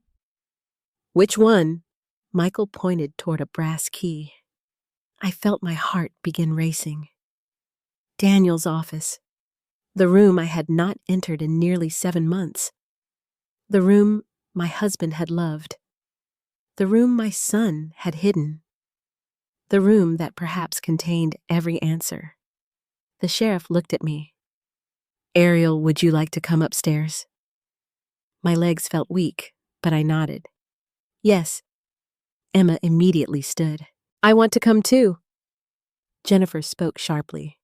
No! Emma looked directly at her mother. I want to stay with Grandma. Sheriff Daniels nodded. That's fine. Linda quietly remained downstairs. She squeezed my shoulder. I'm right here. Together we climbed the stairs. Me, Emma, Sheriff Daniels. Michael followed several steps behind. Jennifer remained at the bottom of the staircase.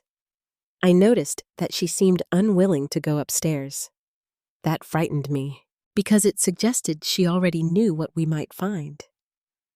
The hallway felt strangely cold. Daniel's office stood at the far end. The same oak door, the same brass handle, the same room where my husband had spent countless evenings reading writing and listening to baseball games on the radio. Only now it felt like a locked vault. The sheriff inserted the key. For a moment, nobody breathed. The lock clicked. The door slowly opened. The smell hit me first. Dust. Old books. Wood. And something else. Absence. The room looked different, very different. Several books were missing from the shelves. Daniel's fishing hat was gone. His desk drawers stood partially open. A file cabinet near the window had been unlocked. The sheriff switched on the light. I immediately walked toward Daniel's desk. My hands trembled. The framed photograph of us that had disappeared from downstairs sat upside down on the desk. I picked it up, my eyes filled with tears. Someone had moved it. Someone had gone through his things. Emma looked around quietly. Grandpa's room. I nodded. Yes. Sheriff Daniels walked slowly through the office. Was it always like this? No. I looked around. No. Michael stood near the doorway. He wouldn't enter the room. The sheriff noticed. Did you use this office? Michael swallowed. Sometimes. For work? Yes. I looked at him. Why didn't you tell me? He didn't answer. Because there was no answer. At the far end of the room stood Daniel's safe, built into the wall behind a framed landscape painting.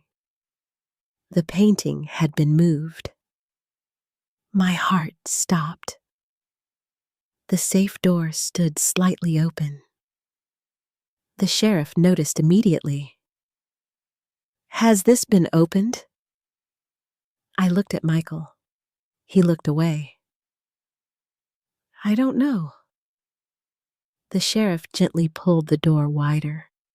Inside, several folders remained, but many spaces were empty. Very empty. My knees weakened. Oh, Daniel! The safe had once contained insurance papers, property documents, Daniel's military records, our wills, our savings information, family photographs. Many of the shelves were now bare. Sheriff Daniels removed several folders, life insurance, medical directives, tax records. But there was an obvious gap, as if entire sections had been removed. Emma whispered, Dad came in here. Michael closed his eyes. Emma. She looked at him. I saw you. Nobody spoke. The sheriff looked directly at my son. When? Michael's voice barely rose above a whisper. Several months ago. Why? I was looking for paperwork. What paperwork? No answer. I stepped closer. What were you looking for? Michael looked at me for the first time all evening, and suddenly I saw my little boy again. Not the angry man, not the frightened debtor, just my son. I needed help.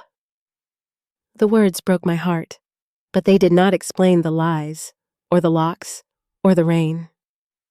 Sheriff Daniels examined the safe again. Then he reached toward the very back shelf. Something small remained there. A wooden box. Old, dark walnut. I immediately recognized it. Daniel's keepsake box. He had owned it for decades. He kept private letters there. Old photographs. Important papers. The sheriff handed it to me. Is this yours? I nodded. My husband's. The box was locked, but a small key remained taped underneath, exactly where Daniel always kept it. My fingers shook. I opened the lid. Inside lay several envelopes. One was addressed to me, another to Robert Hayes, and beneath them sat a thick sealed folder. Across the front, Daniel's handwriting read, "For Ariel only." I could barely breathe. Emma squeezed my hand. Grandma?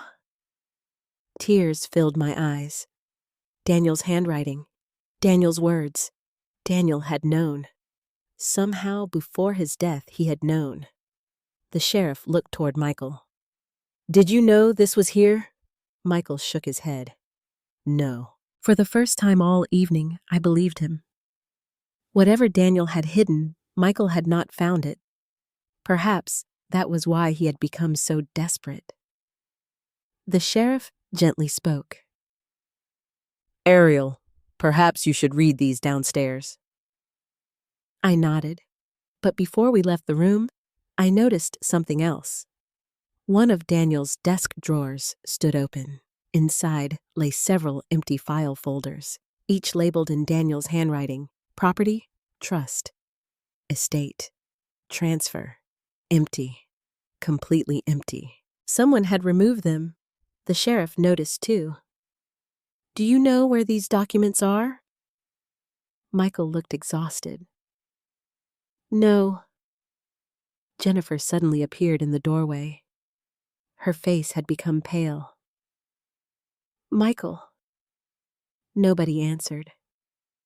She looked at the open safe, the box, the letters, and for the first time all night, genuine fear appeared in her eyes.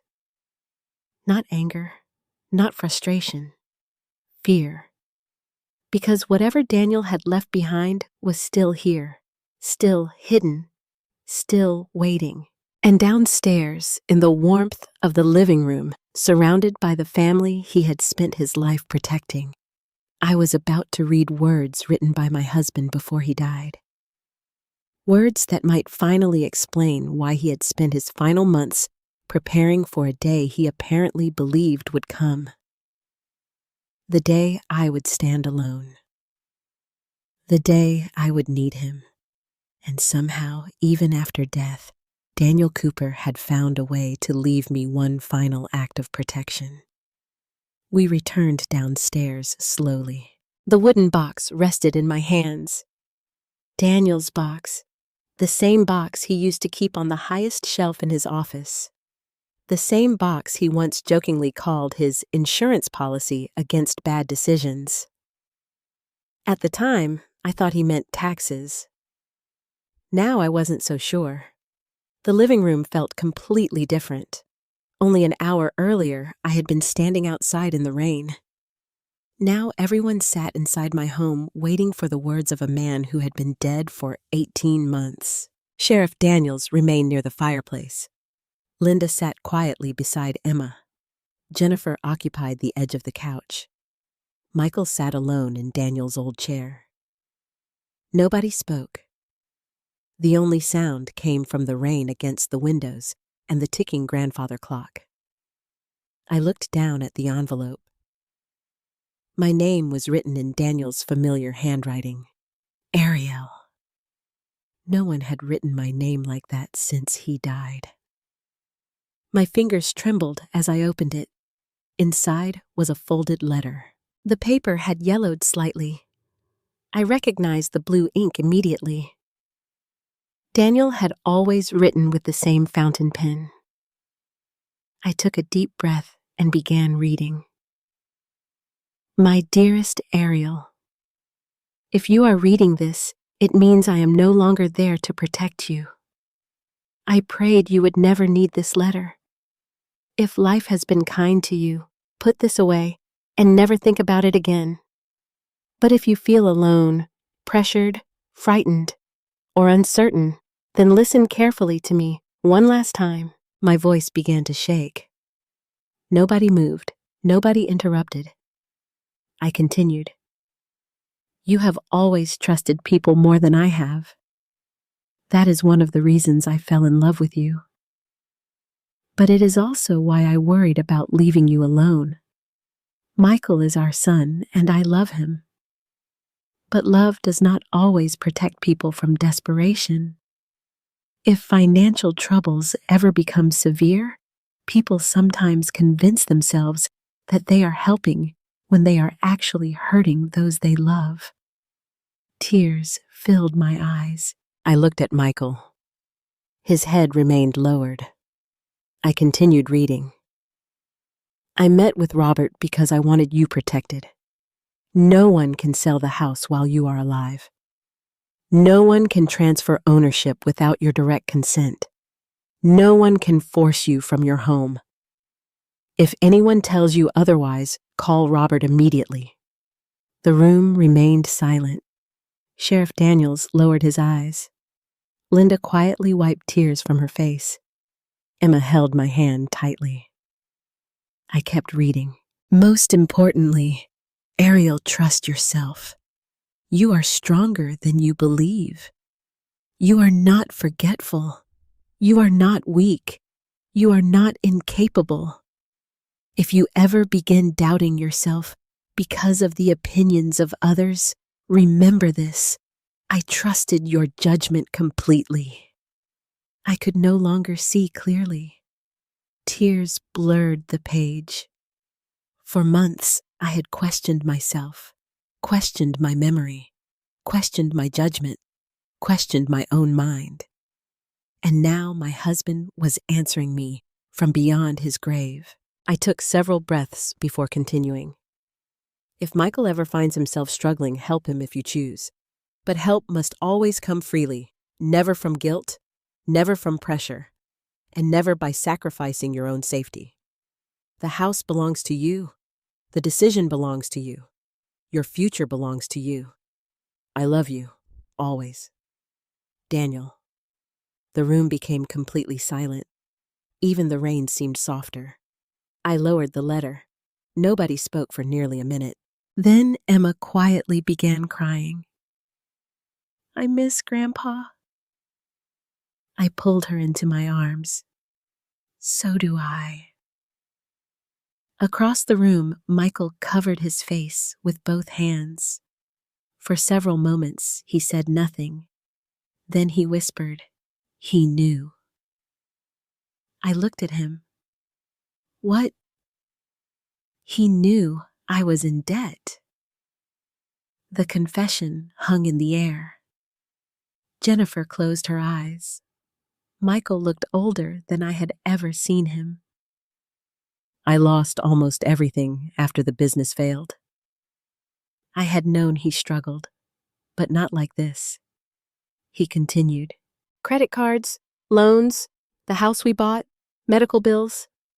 Jennifer quietly began crying. We were drowning. I listened, not because I had forgiven him, but because I finally wanted the truth. Michael looked at the floor. When Dad got sick, he helped us. I remembered. Daniel had written several checks, paid certain bills, but he had never told me how serious things were. When he changed the documents, I found out. I looked at him. A few months before he died. Why didn't you tell me? He laughed bitterly. Because I was ashamed. The room fell silent again. I thought eventually the house would pass to me. He looked toward the fireplace. When Dad died, I thought maybe we could sell it. You never asked. I know. His voice cracked. I couldn't. Jennifer finally spoke. We thought if Ariel moved somewhere smaller. She couldn't finish, because saying the words aloud revealed how terrible they sounded. A smaller place. Assisted living. Somewhere else. Anywhere except her own home. Sheriff Daniels finally spoke. There is a difference between needing help and taking control. Nobody answered. Because he was right. Michael looked at me. His eyes were red. I never wanted to hurt you. The sentence made me angry, because intentions no longer mattered. Actions mattered. The locks, the lies, the missing papers, the rain. You left me outside. My voice remained quiet, but every word hurt. You left me in the rain! Michael started crying, actually crying, like a child. I'm sorry. I wanted to forgive him immediately. Mothers always do. But something inside me stopped. Because forgiveness and trust are not the same thing. The sheriff looked toward the second envelope. What's in the other one? I carefully opened it. Inside lay another letter. This one addressed to Robert Hayes, and beneath it, a sealed folder. On the front, Daniel had written, "Open only if Ariel asks for help." My heart began racing. Robert, Daniel, the documents, the missing files? Perhaps this folder contained what had disappeared from the safe. Sheriff Daniels looked at me. You don't have to open it tonight. But I shook my head. I think Daniel wanted me to. My fingers trembled. I opened the seal. Several documents appeared.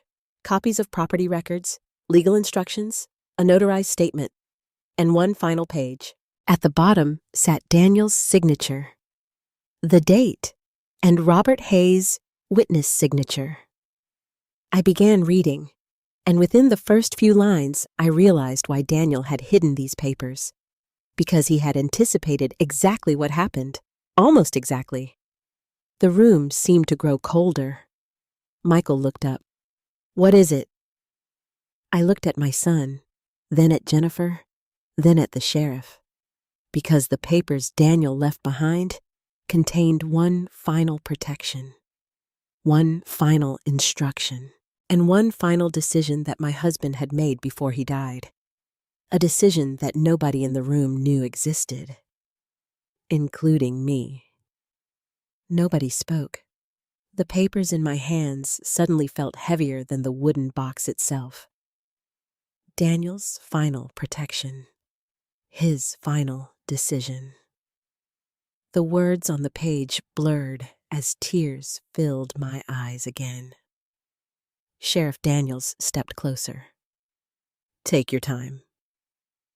I nodded, but somehow I knew that after this moment, nothing inside our family would ever be the same.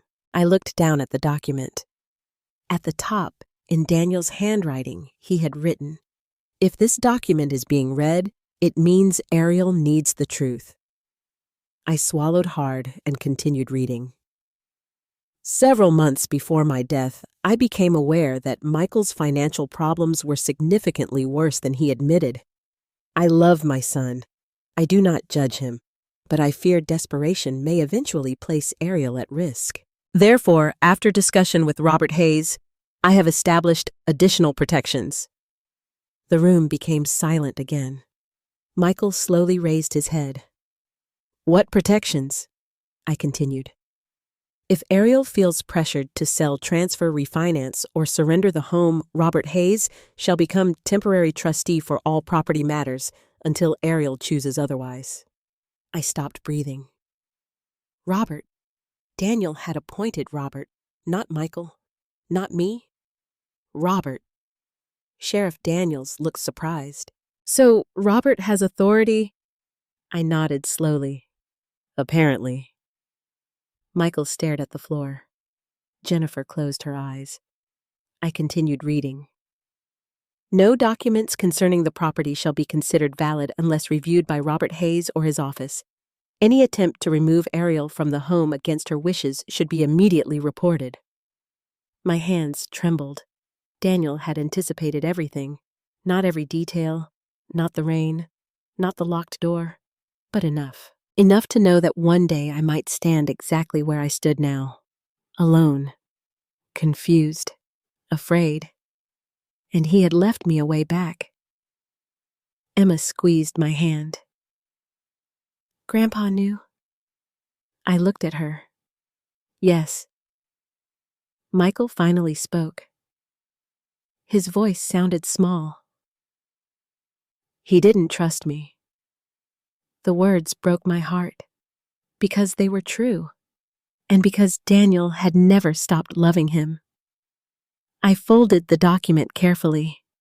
Then I looked directly at my son. Did you remove papers from the safe? He sat silently for several seconds. Then he nodded. Yes. Jennifer immediately looked down. What papers? The property files. My heart sank. Where are they? He rubbed his face. I have them. The sheriff spoke calmly. Why? Michael's answer came almost as a whisper. I thought if I could prove ownership, we could refinance. I stared at him. My house? He nodded. We were behind on everything. Jennifer finally began speaking. The business failed. Tears rolled down her face. The medical bills, the loans, the credit cards, the mortgage. I looked at her. What mortgage?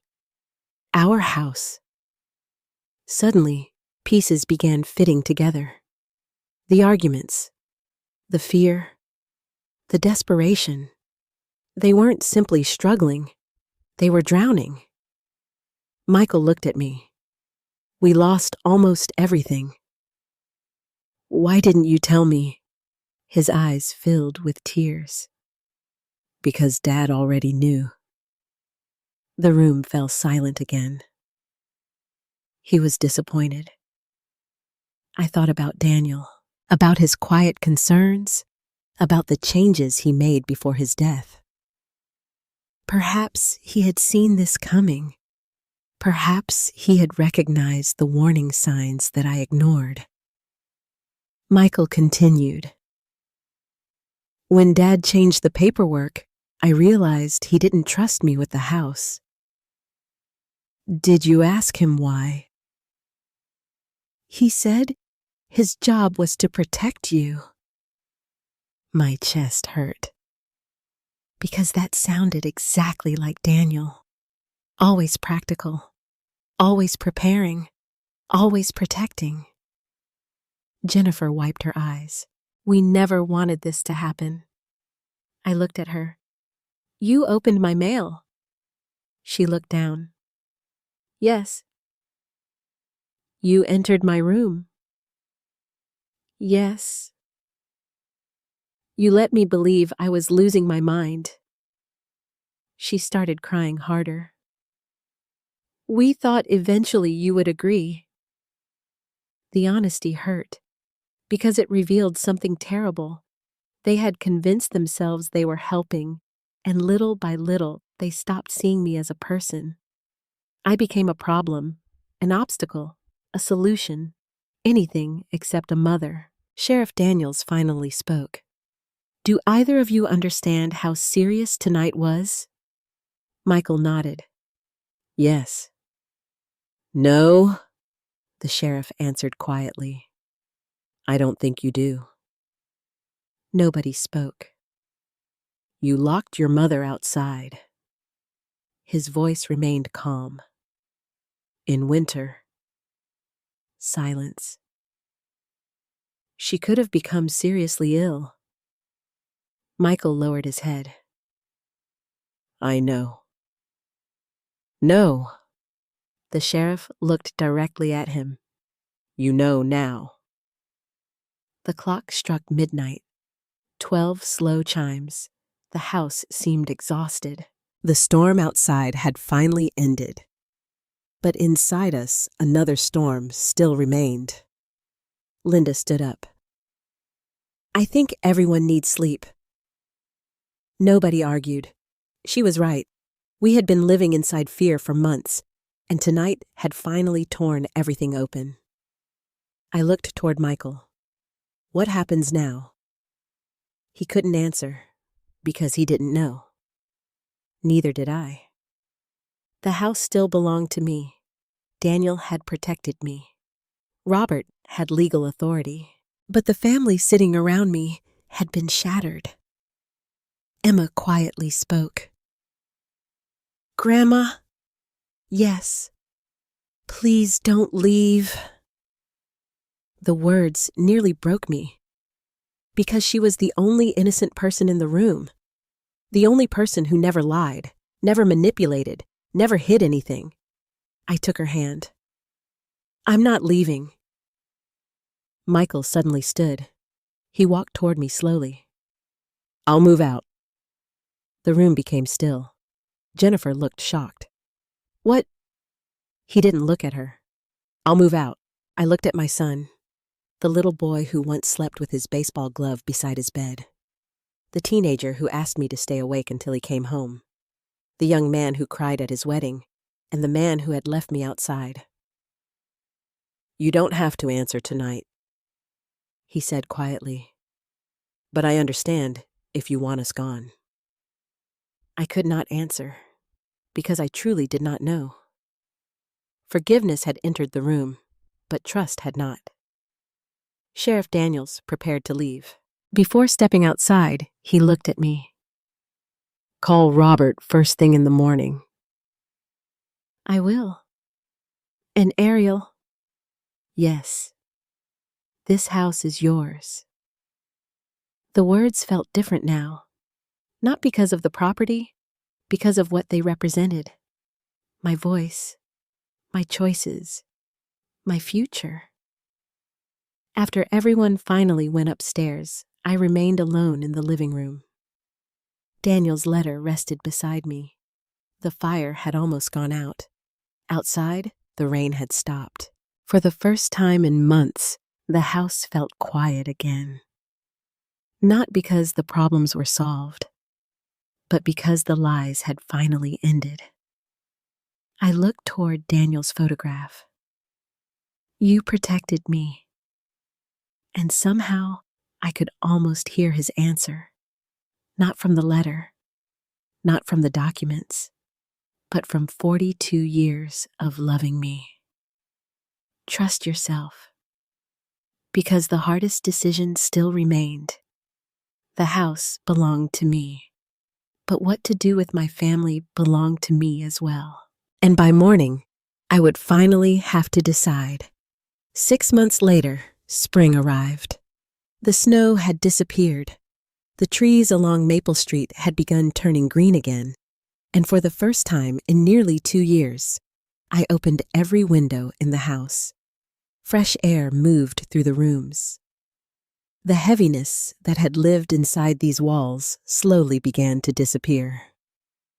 Healing, I discovered, does not arrive all at once.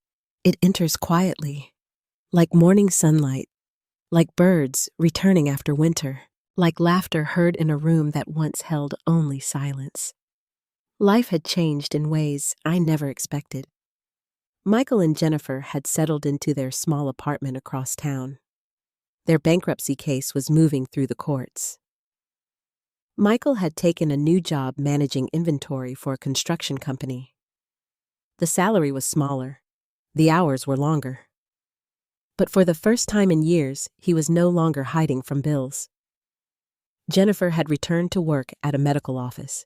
Their life was difficult, but it was honest. And honesty had become more valuable to all of us than comfort.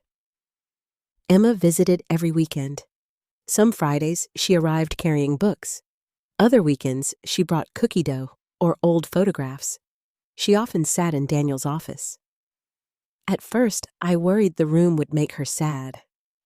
Instead, it seemed to bring her peace. One afternoon, she looked at the framed photograph of Daniel on the desk. "I think Grandpa knew we'd need this room." I smiled. "I think he did." She looked around. "It feels safe." The room had become something different. Not a place of secrets. Not a place of fear. A place of truth. Robert Hayes visited occasionally. Sometimes he brought paperwork. Sometimes he simply drank coffee and shared old stories about Daniel. One afternoon, he looked around the living room.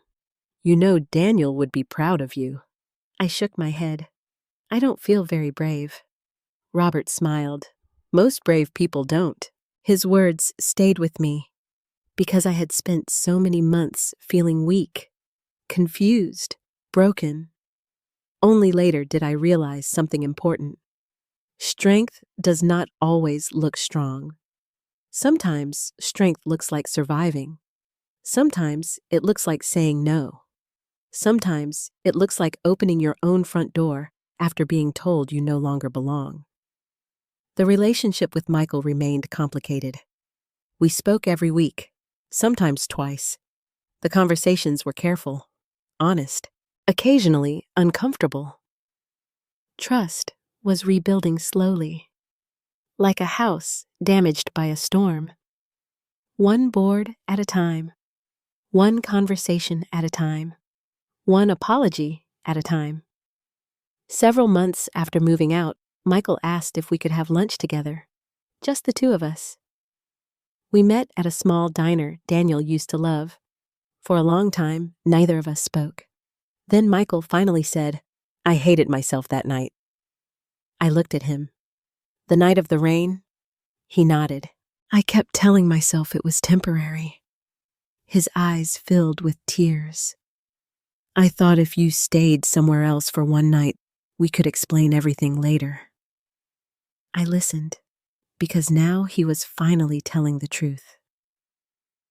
"But when you stood outside," he stopped speaking.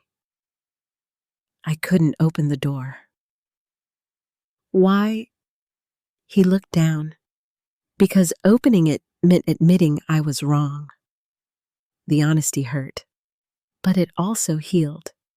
Because sometimes people do terrible things not because they are evil, but because pride becomes stronger than love. And pride nearly destroyed my son. "I don't expect forgiveness," he said. I stirred my coffee. "I've already forgiven you." He looked shocked. "What?" "Forgiveness isn't the difficult part." "What is trust?" Tears rolled down his face. "I know." And perhaps that was enough. Not complete healing, not complete restoration, just honesty. Real honesty. The following June, nearly 1 year after the rain, the neighborhood held its annual summer picnic. For decades, Daniel and I had attended together. The previous year, I had stayed home. This year, I decided to go. Linda Harper arrived early. Sheriff Daniels brought his wife. Robert came carrying a pie. Even Michael and Jennifer attended with Emma. At first, everything felt awkward, but life rarely gives us perfect endings. Instead, it gives us opportunities. At one point during the evening, Sheriff Daniels stood beside me. "How are you doing?" I looked around. Children playing, neighbors laughing, Emma talking with Linda, Michael helping set up chairs. The same neighborhood, the same people, the same house, yet everything had changed. "I'm home." He smiled. "Yes, you are." Later that evening, Emma handed me something, a small framed photograph. It showed Daniel and me sitting on our front porch years earlier. Young, laughing, holding hands.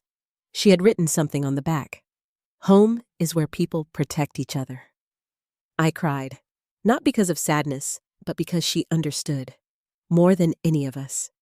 She understood what Daniel had spent his final months trying to preserve. Not simply a house, not simply legal papers, not simply ownership. He was protecting dignity, choice, safety, the right to belong.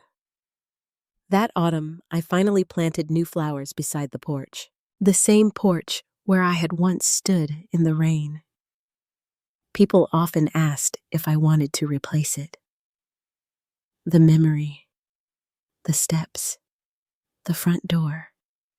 But I never did. Because I needed to remember. Not the pain, the lesson. Every morning when I opened that door, I reminded myself, no one gets to decide my worth. No one gets to tell me I am confused when I know the truth. No one gets to take my voice away. Not even the people I love. One evening, nearly a year after Daniel's letter, I sat alone in his office. The sunset entered through the window. The room glowed softly. I took his letter from the drawer. The page had become worn from reading. I reached the final lines once again. Trust yourself. I smiled, because finally, after all those months, I did. I looked toward his photograph. You were right. The house was quiet, peaceful, safe. And somewhere beyond the silence, I could almost hear Daniel laughing softly. Not because he had won, not because Michael had lost, but because the woman he loved had finally remembered who she was. My name is Ariel Cooper. I am 66 years old. I survived grief. I survived betrayal. I survived standing outside my own front door in the rain. And when the storm finally ended, I walked back inside. Not because someone allowed me to, because it was always my home.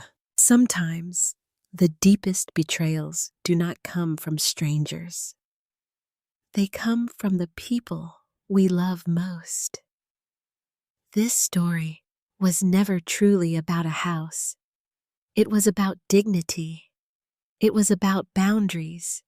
It was about the quiet way older women are sometimes made to doubt themselves. Many people spend their entire lives caring for others. They raise children, support spouses, sacrifice dreams, and place the needs of family above their own. But there comes a moment when every person must remember that kindness should never require surrendering their voice. Ariel loved her son. She never stopped loving him. But love alone cannot replace accountability. Forgiveness is possible. Trust must be rebuilt. And protecting yourself is not selfish. Daniel's final gift was not money. It was confidence. He reminded Ariel that she was capable, intelligent, and worthy of making her own decisions. Sometimes, the people who love us most leave behind the words we need to survive after they are gone. If this story touched your heart, remember this: you are never too old to reclaim your voice. You are never too old to establish boundaries. And you are never too old to begin again. If you have ever experienced betrayal, family conflict, or a moment when someone made you question your own worth, please share your story. Your words may help someone else feel less alone. And if this journey moved you, please subscribe. Leave a comment and tell us where you're watching from and what time it is in your part of the world. Sometimes healing begins with a simple conversation. Sometimes home is not simply a place. Sometimes home is the moment you finally remember who you are.